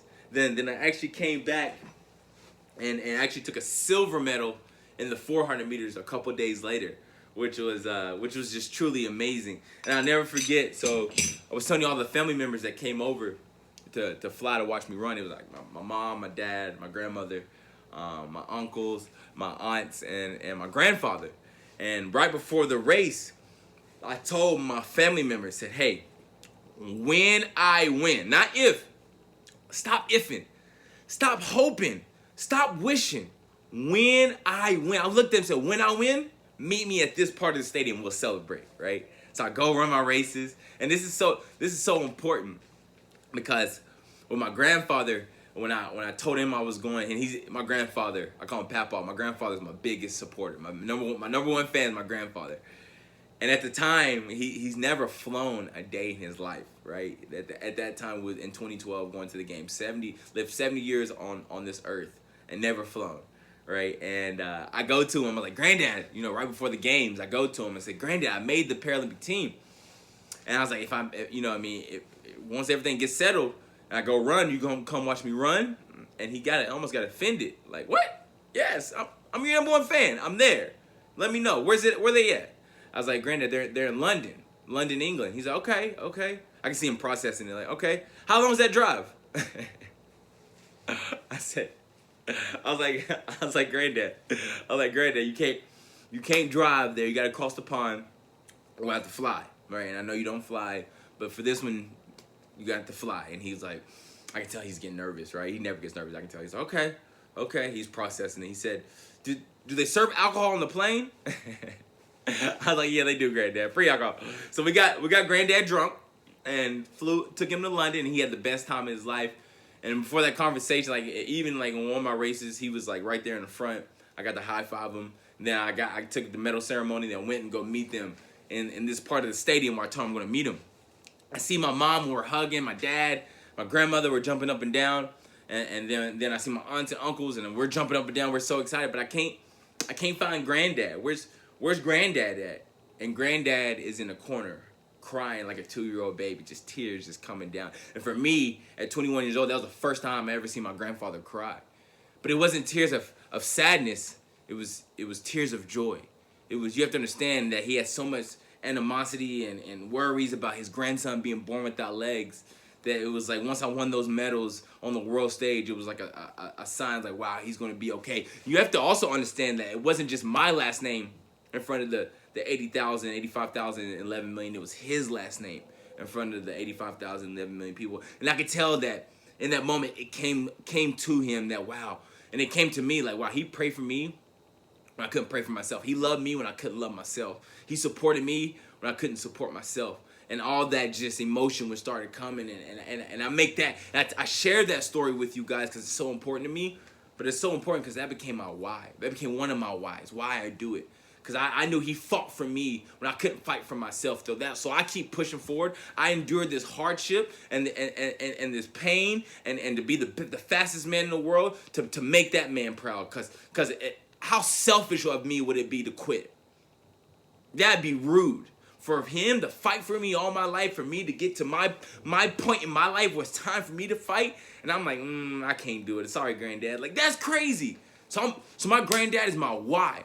And I encourage you to think about why you're doing it. For me, my why is that the disabled child in China or in Africa or here in America that's being discriminated against or being told no. So I need to get on that world stage. Why I do it? So I can get on that world stage and let them know that it doesn't matter what you're coming from. It doesn't matter what you're missing. It doesn't matter if you're disabled. You can be the best in the world. That's why I do it. So I ask you why you do it.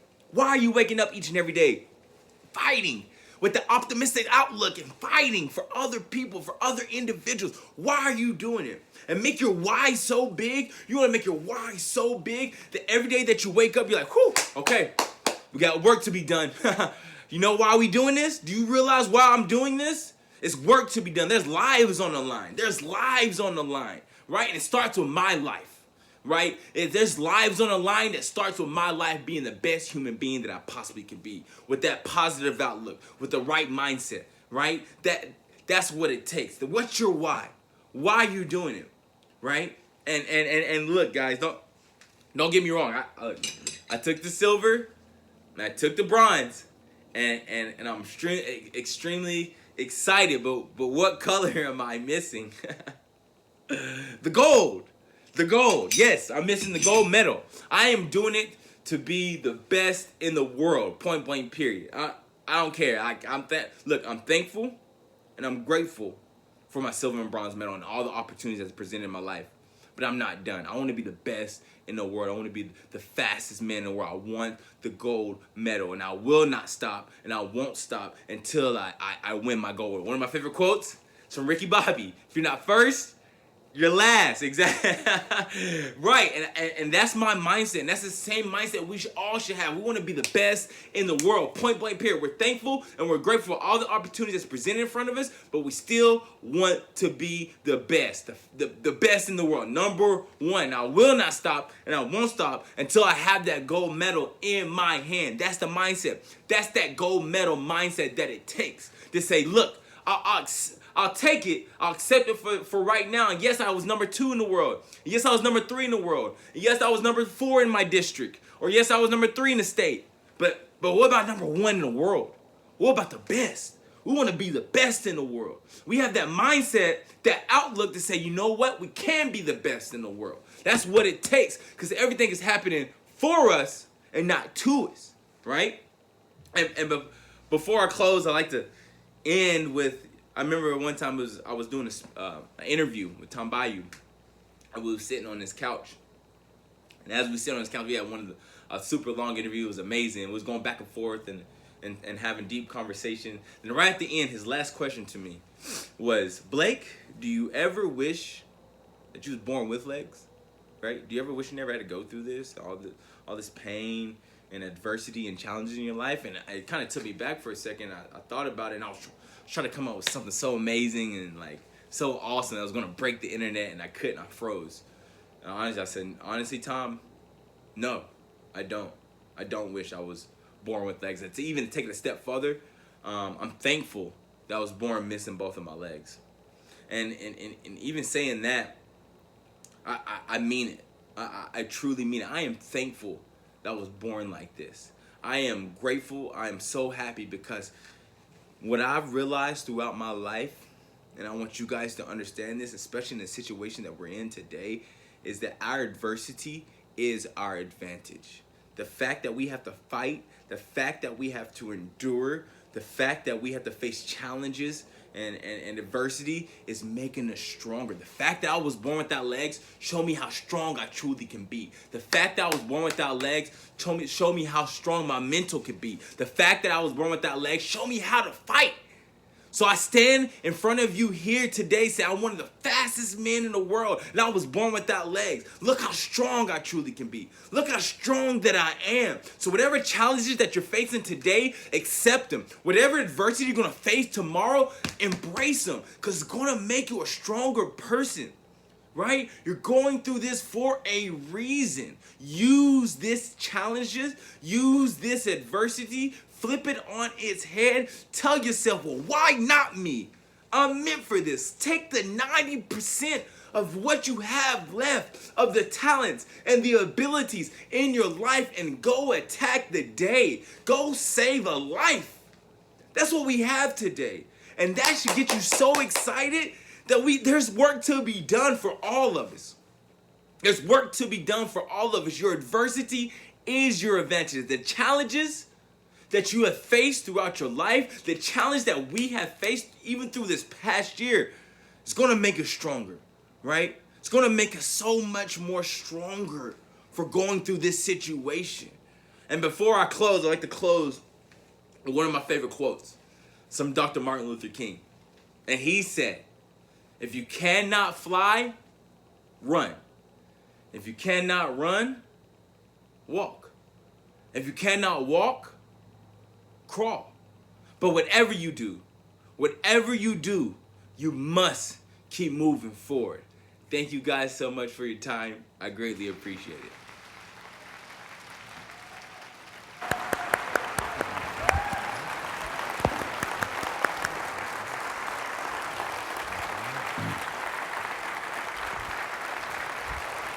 Ladies and gentlemen, we're not certain. Is he live or is he on video? Same light switch in the background. There he is. He's live. Ladies and gentlemen, Mr. Blake Leeper. Blake, fantastic. You got a standing ovation. I don't know if you could see the room, but we just had a standing ovation for you. And I want to take care of a little business first. I'd like to get a handheld microphone up here. When we get to questions and answers, we'll have people come up over here to the stairs. If you'd like to ask a question, we'll bring you up on stage because... Mr. President? Yeah? We actually have 2 people willing to run the microphones in the hall. Okay, but I want them to come up here because I can't see the room. So if they could just come up to the front, that would be great. But Blake, let me start out by admitting that I am the kid who would have tagged you out. We would have had problems. We definitely would have had problems. That was before I was an optimist. But I do appreciate your story. And the key thing that you bring out is something that we as optimists know, that you didn't fail your parents, you didn't fail your teammates when that happened. In fact, you won because you didn't take the pessimistic choice. The pessimist says, well, this happened, there's nothing I can do about it, I failed. But you chose to go on, you chose optimism, you chose to get back up on your feet. And that's the message that we are trying to deliver to the world. And that's why we form our Optimist clubs and why we want to make sure that we are warriors for choosing optimism. And that's warriors. That's the term past international president Adrian Alcock used to use for us. We are warriors in this world to overcome the adversity that we see in the world. So thank you for your message. It was very inspiring to this group, and I think you've charged us up to go out and be warriors for optimism. So now we're in a situation here where we've been through 15 months of really serious adversity for our clubs. We've had to change the things we've done and things like that. And right now, our theme for this quarter is to rally our clubs, rally for optimism so we can achieve success. And I'm wondering if there was a time in your life, in your life or in your training where you were at a very low point, where you just had so much adversity, where it was hard to go on. What did you do to rally yourself to go forward? Yeah, I think about, my career, my journey, and, trying to qualify for not only the Olympics and Paralympics. And I think about that time, and I think about the time when they denied me. I think about the time where I qualified for world championships, able-bodied. I made history. I was the first ever double-leg amputee American to not only run this fast, but to make the team. And I was, I went to team selection, and I got the card and went through the whole process of the uniform. And I was on my way to Doha. And then I get a letter from the Olympic Committee saying that I have an unfair advantage against my able-bodied competitors because I run on prosthetic legs. And because they feel I have an unfair advantage, I won't be able to go make history and go compete for my world championship team for America this year. And this happened back in 2019. And that was tough. That was really, really hard to be denied because of my disability, to be told no because I was different. And as hard as that was, and even though I felt like I deserved to be there and I fought as hard as I possibly could, and as low as I was, I knew that my next movement had to be impactful. I knew my next practice, the next day that I woke up, and it was hard to go to the track, and it was hard to get that work. I mean, there was tears coming down. I felt slow. I felt sluggish, but I knew how important it was that my next move was a positive move. Because rightfully so, I could have sat in bed and I could have laid around, I could have moped around and said, this isn't fair, and I should be at world championships right now, I should be winning medals, but it does nobody good. I knew it was important for my trajectory moving forward. My outlook on life was, regardless of the news or the information that I may receive, that's not going to stop me being me. Regardless of if they can't see it, if they don't have the vision, I still have to wake up each and every day with that mindset. I still have to wake up each and every day with that intensity and say, look, I got to figure this out. I'm going to go train as hard as I possibly can train, even harder now. I'm going to work. So when the lesson that I learned, when things are taken away from you, when you're told no, when things are lost, right? And rightfully so, we would, we might want to mope around or we might want to feel sad. And that's good to go through that process. But I encourage people to get back up and to fight even harder. Right? I encourage people to get back up and push even more, because that means you're just that much closer to your breakthrough. Thank you. And I want to encourage people, if you'd like to ask questions, come on up to the front. We'll bring you up. I know our president-designate, Patsy, was very interested to hear your story because she was telling us yesterday about people telling her, you can't do this, you can't do that. And I'm sure you ran into a lot of that as you were progressing through life. Do you have a particular message you want to send about people telling you can't do something? Yes, you can. I hear that all the time. You know, it's interesting. I tell people my biggest disability is not the fact that I'm missing my legs, right? I can deal with that. I can handle that. My biggest disability is what people assume what I can and cannot do because I'm missing my legs. And going through my daily life, you know, not only trying to be one of the fastest men in the world, but go to break records and do as much as I possibly can. A lot of people question it, and they tell me all the time that, hey, man, you can't do that. Like you're not allowed to do that. You're not supposed to be able to do that. But honestly, that is the realm that we individuals are in. We're not doing the norm. We're not waking up every single day and ask ourselves what's something normal we can do. We're here to step outside the box. We're here to change lives. We're here to push back against adversity. And when life tells us no, when opportunities tell us no, when people tell us no or we can't, we endure it. We don't accept it. We embrace it, but we fight through it, and we use that. And for me personally, as crazy it may sound, I love when people tell me I can't. It might sound weird because I walk away from that moment like, ooh, I'm gonna show you. I'm gonna prove to you that your mindset and the way you view life is wrong. And you can only imagine how many times throughout my life when I'm like, hey, I want to be one of the fastest men in the world. And then, yes, I was born without legs, but I'm gonna figure it out. And people would look at me kind of crazy, like, okay, Blake, good luck. But that goes back to that power of manifestation of waking up each and every day and speaking greatness into my life, speaking greatness into the situation, and manifesting and saying, hey, every day that I wake up, I'm gonna walk.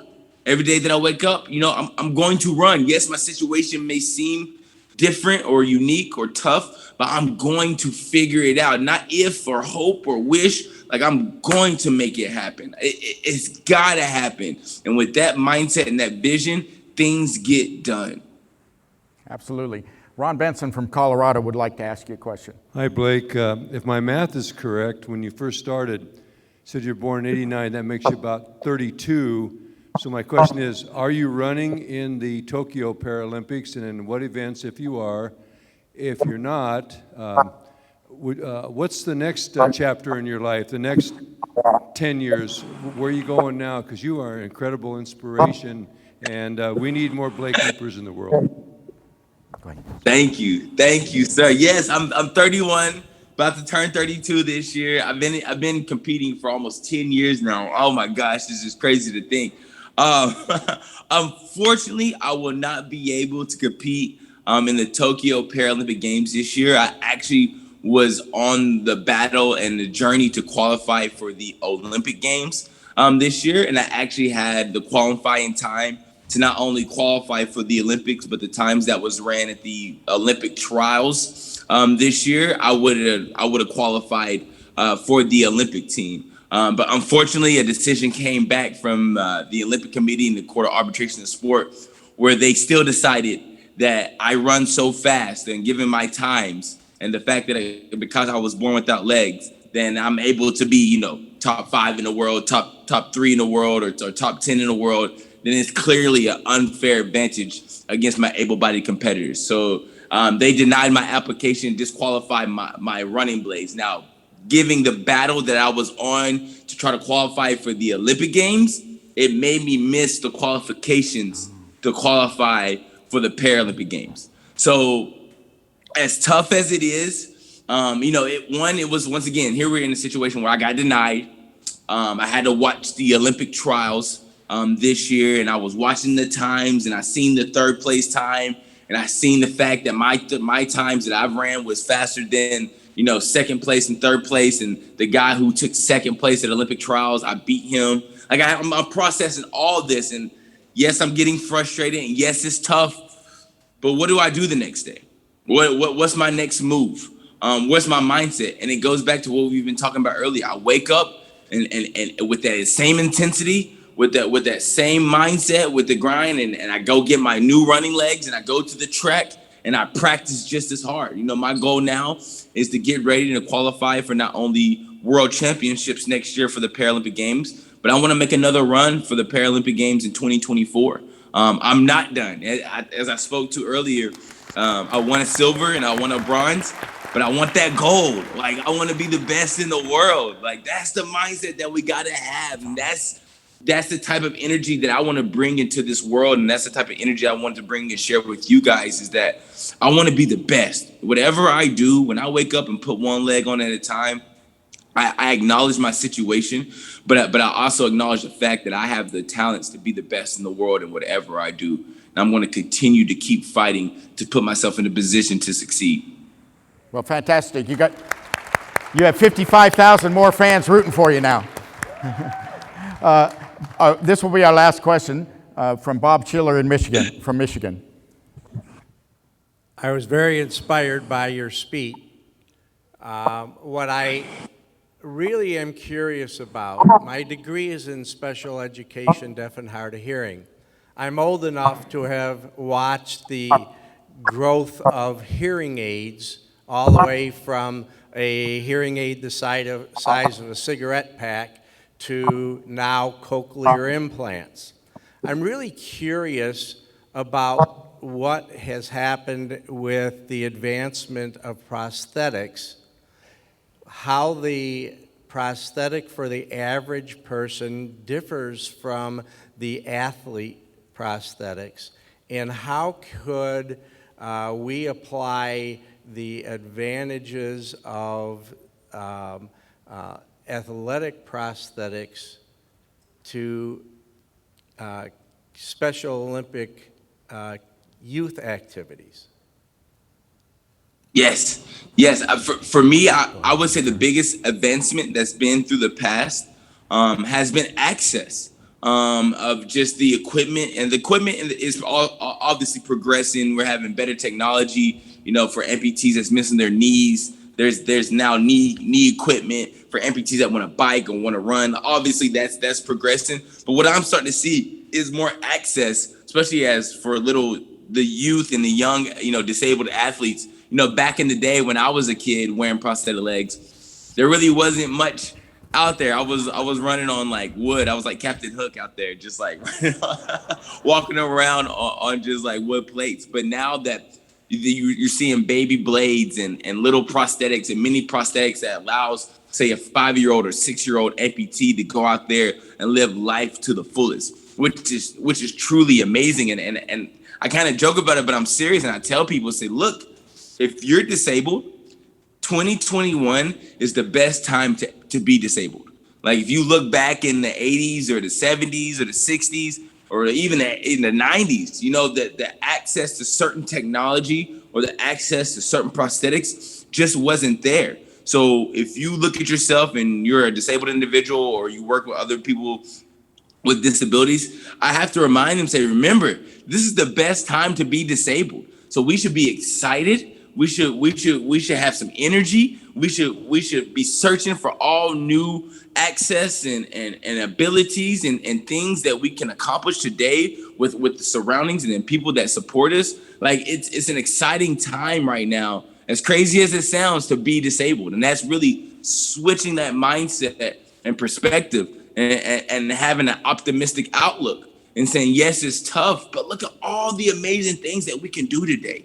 Take my situation. Yes, I'm missing my legs, but look at all the amazing things that I still can do today. Look at the lives I still can help. Look at the smile I can still put on my face. Like, that's still important. And I still have an opportunity to take advantage over that. So I encourage, and I tell people, man, you might be missing your legs.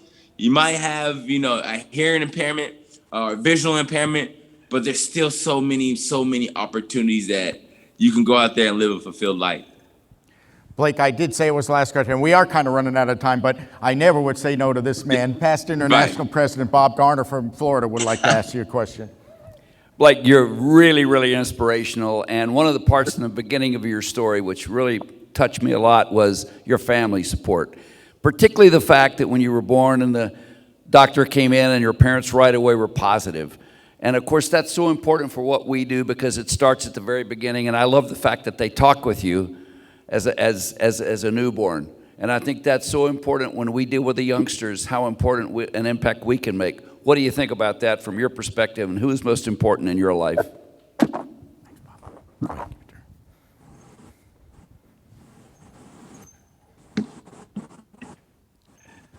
you hear the question?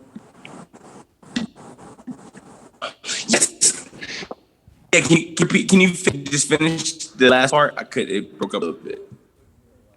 I think we're getting a little buffering delay there. Go ahead, try again. Can you hear me now, Blake?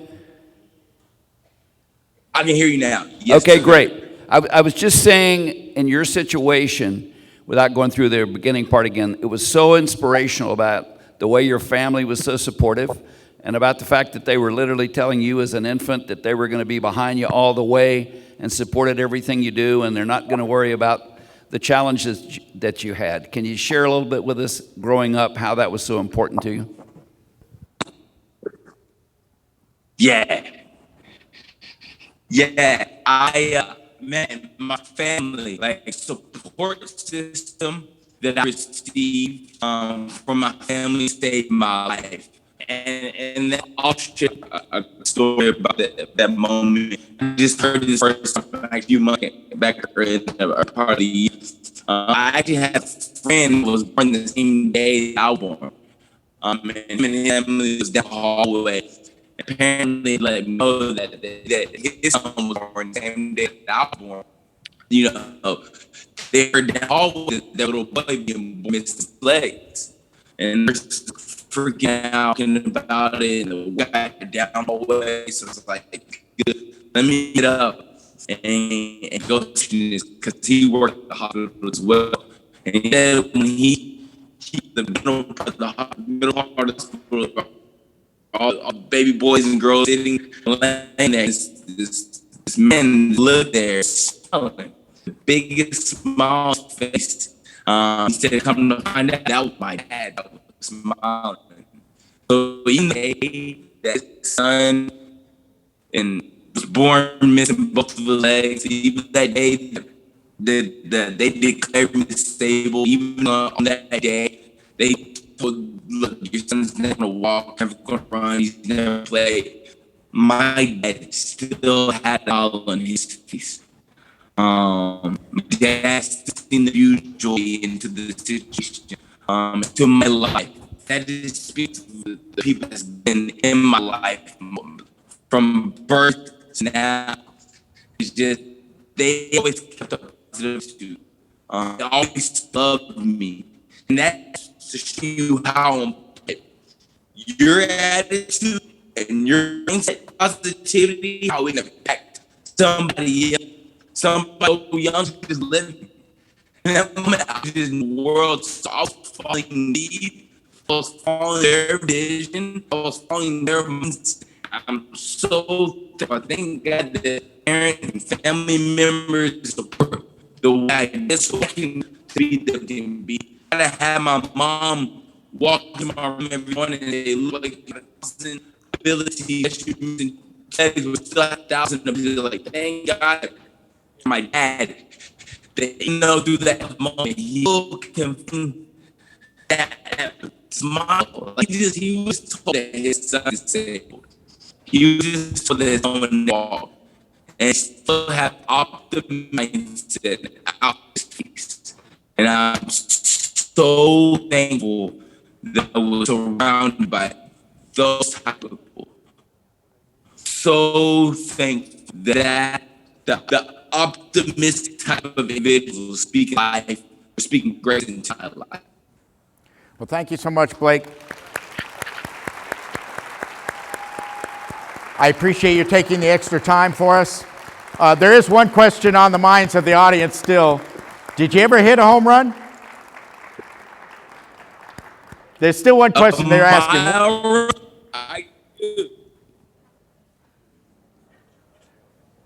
Did you say you did hit a home run?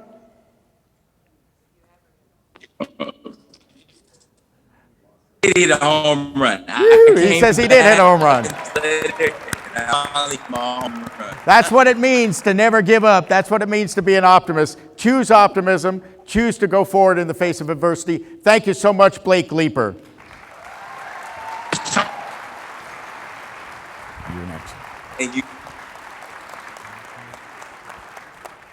Please welcome back to the stage the chair of the International Convention Committee, Judy Boyd of Urbandale, Iowa.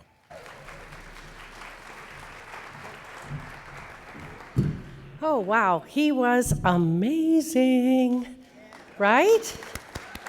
Okay. Thank you, Optimists, for being the truly amazing people that you are. I sincerely hope that this convention has provided new opportunities for you, new opportunities to do something different, as we've all been doing all week long, to connect with other optimists throughout our optimist world, to see optimist friends that you've known for a while and meet some new optimist friends, and to learn some things along the way from our terrific speakers and our leadership development team. We all learned new ways in our clubs to do things differently the last 15 months. Doing things a little differently has also been something that those of us working toward this convention have had to do as well. All of the great optimists being shown on the screen, led by Gwen Gable from the Gateway District. And Gwen, if you and your entire team would stand.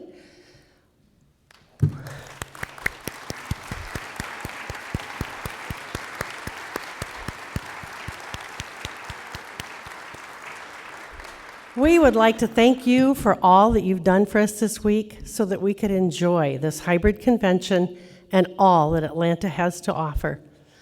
I would be remiss if I didn't thank our optimists who've been serving as Sergeant at Arms, and we had several new sergeants this year who volunteered. This team is always where they need to be to serve us and to be sure that we are in the right places at the right times. Sergeant at Arms, if you would please give us a wave. I know you're out there. Thank you so much. Convention ambassadors have worked really hard all year to promote this convention and have done a fabulous job of keeping their districts informed through all the changes that have occurred during this crazy time. I would like to ask all the convention ambassadors to please stand and be recognized if you're here.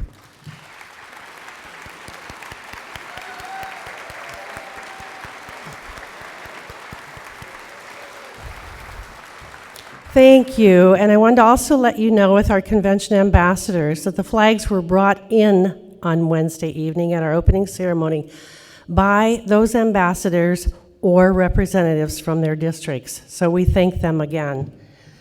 Last but definitely not least, it's important that we recognize our Optimist professional staff. Some of you are thinking, but this is their job. But I can tell you the hours and hours and hours of changes, negotiating, renegotiating, and then renegotiating again, planning training, changing training, writing scripts, rewriting scripts, phone calls, and Zoom meetings with all of us volunteers as well as our hybrid people. All of that has been way more than a full-time job. Will you please stand and help me in thanking our Optimist staff?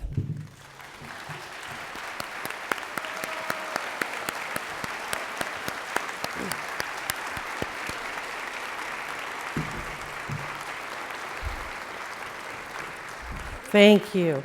And now, just what all of you have been waiting for, I know the winners of the raffle prizes. Okay. And our mystery bag winners, if you will come up, and the others, when I announce your name, just stand so we know where you are, okay? Mystery bag number winner is Debbie Walsh.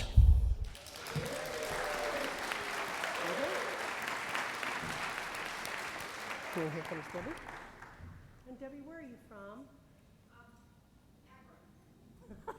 Ohio. She's from the Ohio district. Didn't have that on my sheet. Yay. And the winner of the $100 registration fee for our 2022 convention in Reno is Edwin Smith. Edwin, are you here? Waving from somewhere? Okay, you'll have the $100 registration fee. The meals and the other things are on you, but you get your registration for $100, okay? All right. Yay! Mystery bag number 2 winner is Ann Shahan. I know she's here. I saw her earlier. Okay, I saw her a few minutes ago. And there she comes.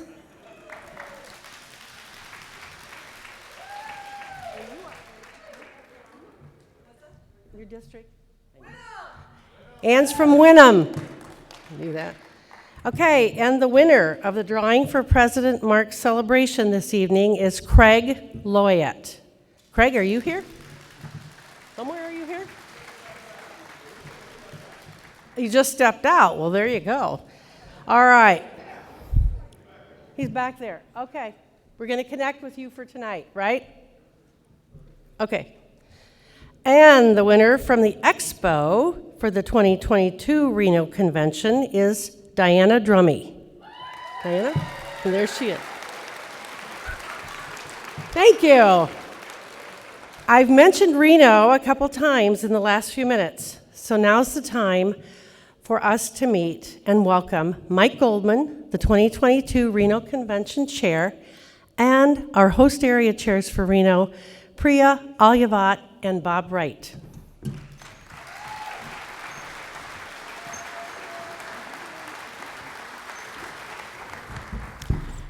Good morning, Atlanta. So, it is a great pleasure to be here. I am definitely excited to be the 2022 Reno Convention Chairman, and I am certainly excited to work with these people on the other side of the stage over here, Priya Alyavat and Bob Wright from the Pacific Central District. Priya actually is from Reno, so she is going to be very valuable on our committee as we get ready to welcome everyone to Reno next year. So at this point, I'm going to turn it over to our host area chairs, Priya and Bob, and they're going to show you a little bit about Reno. Thank you, Mike. Thank you. Hi, everybody. I have a burning question before I begin. Did anyone record that video on YouTube or anywhere by Blake so that we can use that link and put it on our websites or on our Facebook? Did anyone do that? We'd love to have that link, if you could share it with us.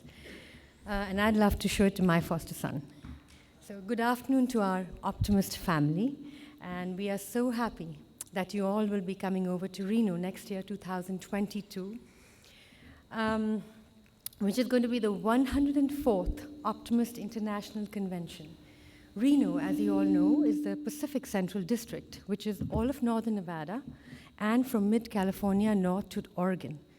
There are some wonderful things you can experience, and we hope you will stay a few days extra before or after the convention. And why?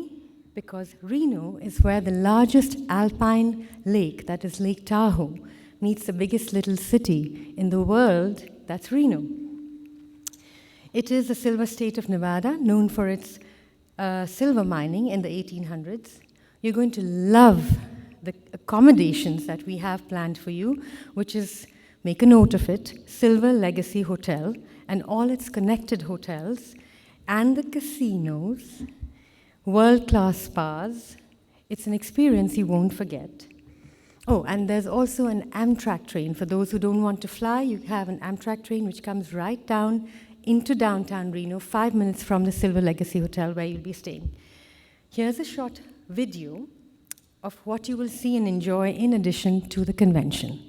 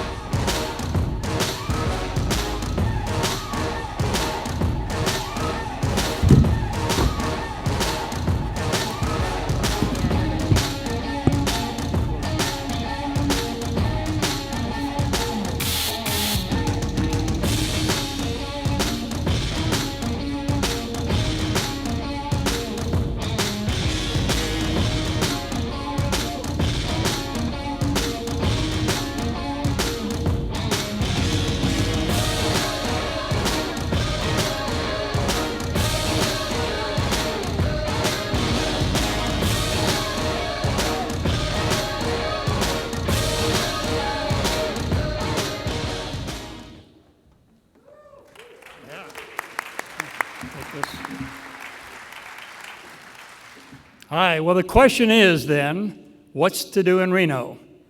You see some of the stuff on there? Of course you did.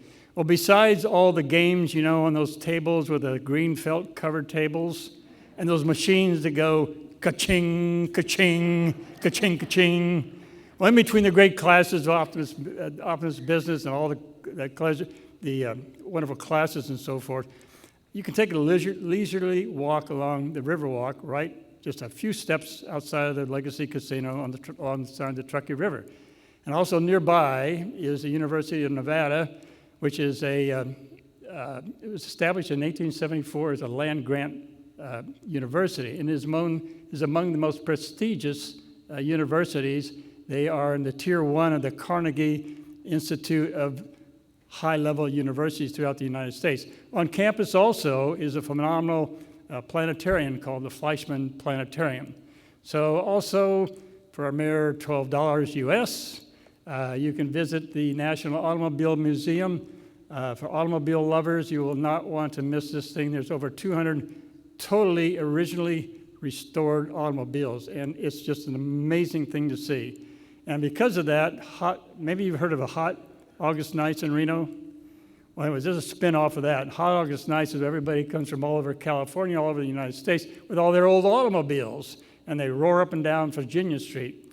But Reno's got so many other things going on, too. It is a home to the air races, national air races. They're held every September. It's home to the Nevada Museum of Art and home to a very, very fun, interactive science museum, especially for kids. And, of course, you'll be very, very near the queen of the Sierra Nevada mountains. That is Lake Tahoe. Anybody been to Lake Tahoe? Oh, boy. Well, it's still as beautiful now as it was the last time you were there. I absolutely can guarantee it. And close by is the state capital of Nevada in Carson City, just a little south of Reno, where you can actually tour an actual silver mine. As you heard earlier, it's the Silver State. And from there, you may want to go on to a little place called Virginia City, which is a real old western town, and you can go and visit the bloody, bloody Bucket of Blood Saloon. Whoa, it's kind of crazy. It's kind of crazy. Well, we'll know you'll enjoy the weather and the excitement that Reno brings to you. Now, I have to read from my note here. À tous nos amis optimistes du Canada, venez monégasques. À tous avant, Ravon, Haldavo, wo, tous à Reno. That's French saying, we really miss you people from Canada. We hope you come down and see us. I might have just blew it, but it doesn't matter. Thanks, Marlene, for your help on that, by the way. Anyway, so here we are. We're at our end of our little speech here. We're both going to say this together. Wearing a cheerful countenance at all times, we look forward to seeing you in 2022.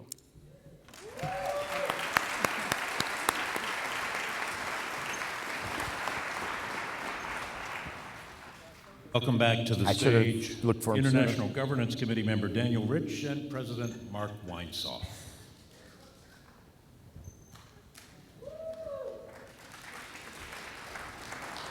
While he's coming up here, I would like to give my special gratitude to several people. Gwen Gable, you and your team have just been spectacular. I told one of your people last night that you've made me really look good. And I appreciate you making me look good. You are so fantastic. In fact, as long as you're standing up, come on up here just so I can just give you a special thanks. And I know it's a team effort. I should bring all of you up here, but we don't have that much time. We're already running a little late. But just, I can't tell you how grateful I am for all that your committee has done to make this a special occasion under such difficult circumstances. So thank you so much. Thank you. And it's been our pleasure working with you, Mark, and all of your team and all of the OI team. So thank you very much. And I love all of you Gateway District Optimists and everyone else. Thank you. Absolutely. True Southern hospitality. and I'll tell you what, your Reno host area committee, you got a hard act to follow.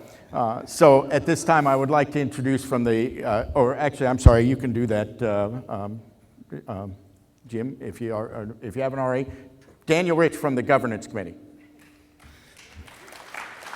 Good morning.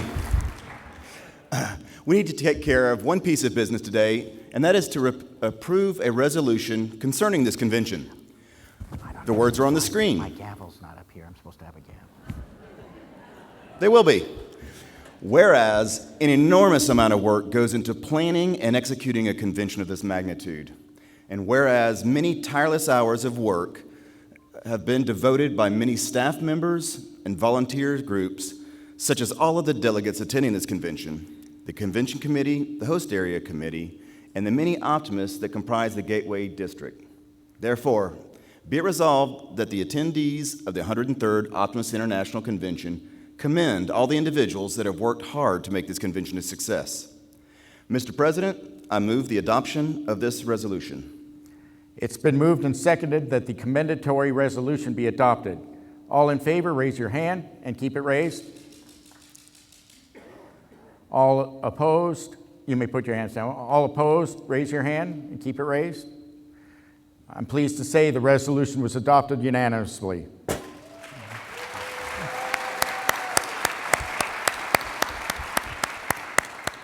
Before you go, I also just want to, I singled out the host area committee. I want to especially mention Jim Boyd, who's our announcer in the back.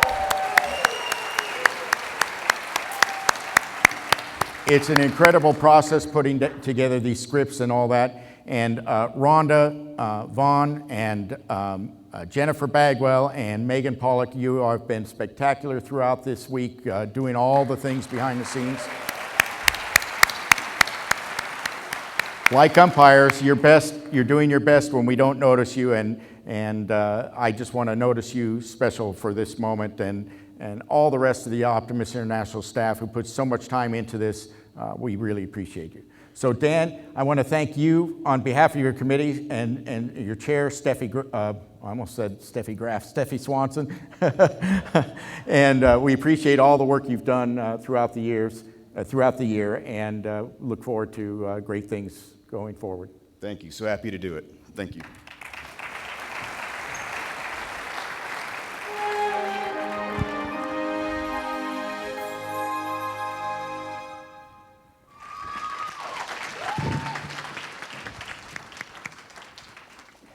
I've grown up in a family that considers optimism to be a virtue, especially my dad.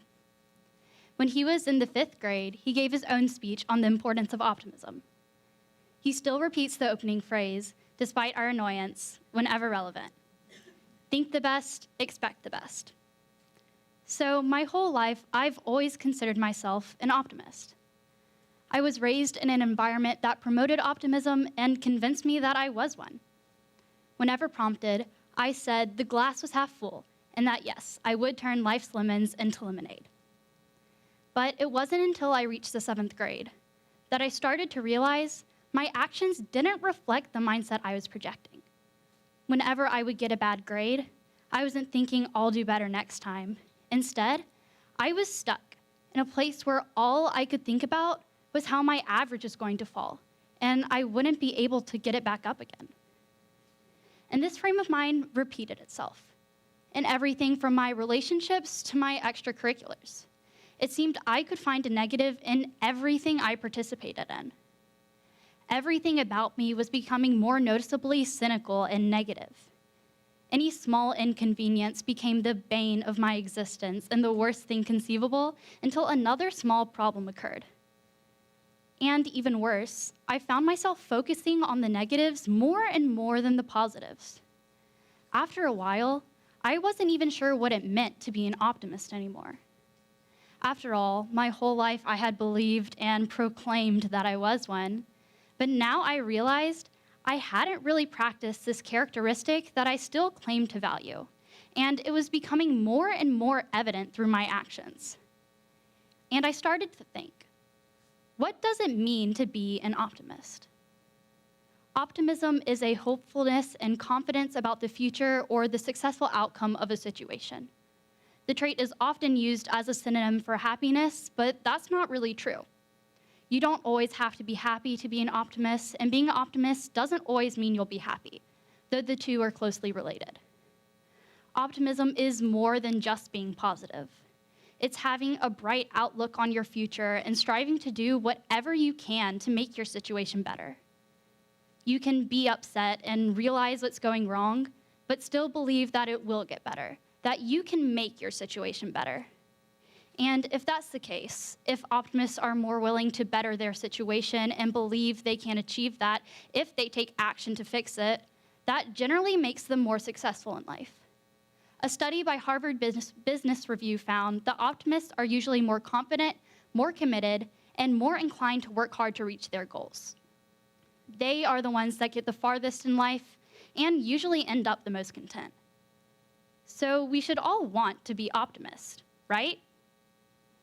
But the fact is we aren't. Is that because we choose not to be? Or because we just don't have it in us? Is it a choice or an inherent characteristic? What makes someone an optimist in the first place? It turns out it's a mixture of a few different concepts. The first one we usually jump to is environment, and it makes sense why. We know that the way we're raised makes us more inclined to behave one way or another. If you're raised in an environment that's more positive and open, you're more likely to reflect those characteristics. And if you're raised in a dysfunctional home, optimism may not be your frame of mind. But it's not the end-all be-all. Genetics also plays a role in whether you're an optimist or a pessimist. A study by King's College found that the genetic material on a specific receptor gene can actually influence these traits. The material that is received indicates whether or not you'll be more naturally positive or negative. But the study concluded that genetics only accounts for a small portion of what makes someone an optimist. It turns out that the main and dominant factor of optimism is your individual choice. Research confirms that you get to choose your response in any situation and how it will affect you from there. You get to choose whether or not to be positive or negative in any given scenario, overriding any predetermined causes from the environment to genetics or anything else. You aren't attached to the natural inclination of optimism or pessimism that you have from birth. Optimism can be a learned trait. Focusing on the positives and working to better yourself and your situation can make you an optimist, even if you're naturally more negative.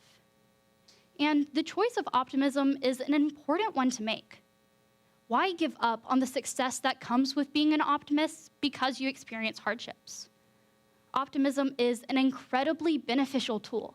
It's not just seeing the world through rose-colored glasses. It's an intentional decision to fix the negatives in your life and to move on from there. And it's okay to falter. I still find myself focusing on everything that's gone wrong, and it's hard not to. But the difference is that now I realize I can make the conscious choice to recognize the negatives, but find the positive solution in any given conflict. If you can reframe your perspective, the rest follows. And it's hard to realize that. But the next time you find yourself stuck in negativity, remember that in the end, you get to choose your response in that situation. Being an optimist means that even if everything falls apart, we can focus on how we're going to pick it back up again. Thank you.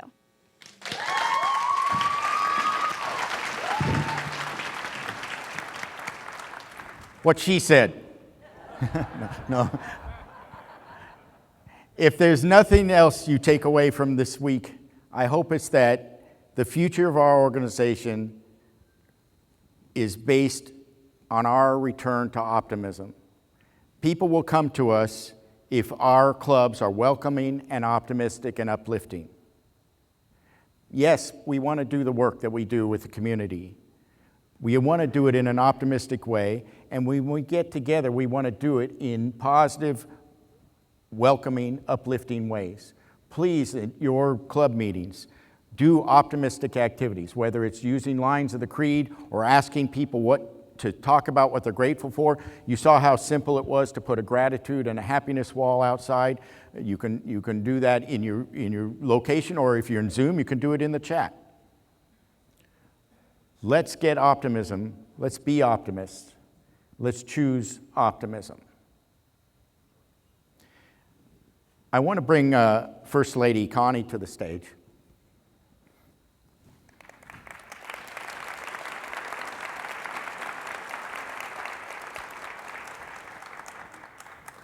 This journey as Optimist International President it's really a 3-year journey as Bob's about to embark on.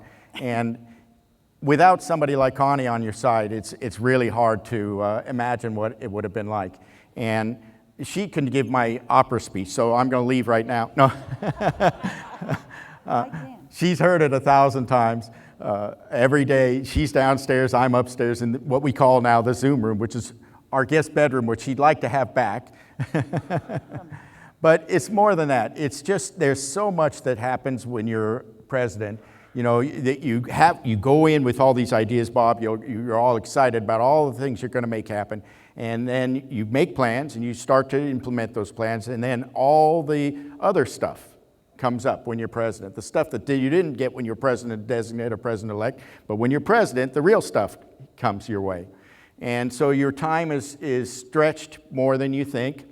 And so sometimes we have this operation we call dinner, you know, and we split the duties. Sometimes it's my turn, sometimes it's her turn. And I look at my schedule and say, I have five o'clock meetings on these days, so you'll have to make dinner those days, and I pick the other ones. But then sometimes there's that 5 o'clock phone call that comes in, and all of a sudden I don't get off the phone until 7 o'clock. And we have a rule that we don't eat after 9 o'clock at night. That's important. Well, we've met it most of the time, but sometimes that requires more takeout or more take-in. So, but I can't say how much it means to me to have somebody, and we sit. One of the things that we do, so I talk about mindfulness and the things you can do every day to bring optimism into your life. And one of the things we started doing when we moved, we downsized about 6 years ago now, and we made it a practice to sit on our backyard. We have a beautiful backyard facing an open space with essentially a nature preserve. And so we spend every sunset out there, and we've really not really missed that many, even during this presidential year. And it's such an important time for us to get together and have some quiet time. And there's also some times when we share some of we do have a little cocktail, and we share some of the troubles of the day or whatever with either of us. But it's so important to have that person, whether it's a partner or whether it's an Optimist member that you can talk to and share those things with. And so for the last 41 years, I think 36 years. One of them is right, because we got married 5 years after we got. I was trying to give the longer one. 41. Yeah, okay, you better 41 get was that right. But neither of us know. It's 41, but it only seems like 36 or something like that. But this is we've walked hand in hand together, and I'll tell you what. Connie is an expert with animals. I mean, she brought this dog home, a 12-year-old King Charles Cavalier. I think it was about 12 at the time. Yeah. And she says, this dog has so many heart troubles. This dog has so many things. It's going to die any day now, so don't worry about it. I'm just taking care of it for the owners. And that dog lived another 5 years. Because of the way she does. I mean, that animal wanted to live once it got with us because of Connie. I mean, that dog followed her everywhere, just like I do. And so without Connie by my side, this never could have happened, and all the things that we do.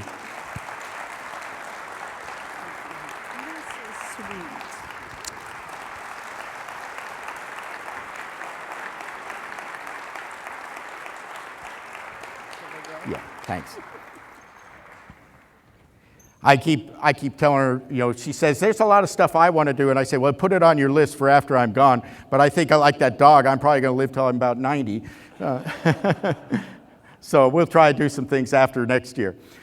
So I just want to leave you, and I have some housekeeping things to take care of too, but there's one thing I want you to all promise me to do, and I asked our club presidents and lieutenant governors to do this morning.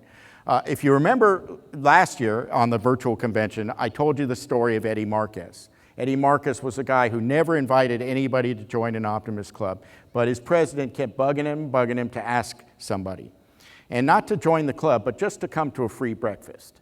And I turned out to be the one person Eddie ever asked to come to breakfast. Okay? Eddie was an Optimist for more than 30 years, and I am forever grateful for him for inviting me to breakfast. So, I want you, in the next 4 weeks, whenever your next Optimist meeting or gathering is, or your next event that your Optimist Club is doing, ask one person to be your guest at that gathering, at that event, whatever it is. If you will promise me to do that, I will let you walk out of this room. Otherwise, I'm just going to start talking more about my dogs. All right, do I have your promise? All right. So, a reminder that the presidential banquet is this evening, starting with the cocktail hour at 5:30. Have a good, and is that right here? Where is that? Somebody help me? Next door? Okay, thank you. Have a good rest of the day. Let's conclude the business portion of the 103rd Optimist International Convention by standing and reciting the Optimist Creed. And we're going to do it this time, no prompts. Promise yourself to be so strong that nothing can disturb your peace of mind, to talk health, happiness, and prosperity to every person you meet, to make all your friends feel that there's something in them, to look at the sunny side of everything and make your optimism come true, to think only the best, to work only for the best, and to expect only the best, to be just as enthusiastic about the success of others as you are about your own, to forget the mistakes of the past and press on to the greater achievements of the future, to wear a cheerful countenance at all times and give every living creature you meet a smile, to give so much time to the improvement of yourself that you have no time to criticize others, to be too large for worry, too noble for anger, too strong for fear, and too happy to permit the presence of trouble. I now declare this convention adjourned.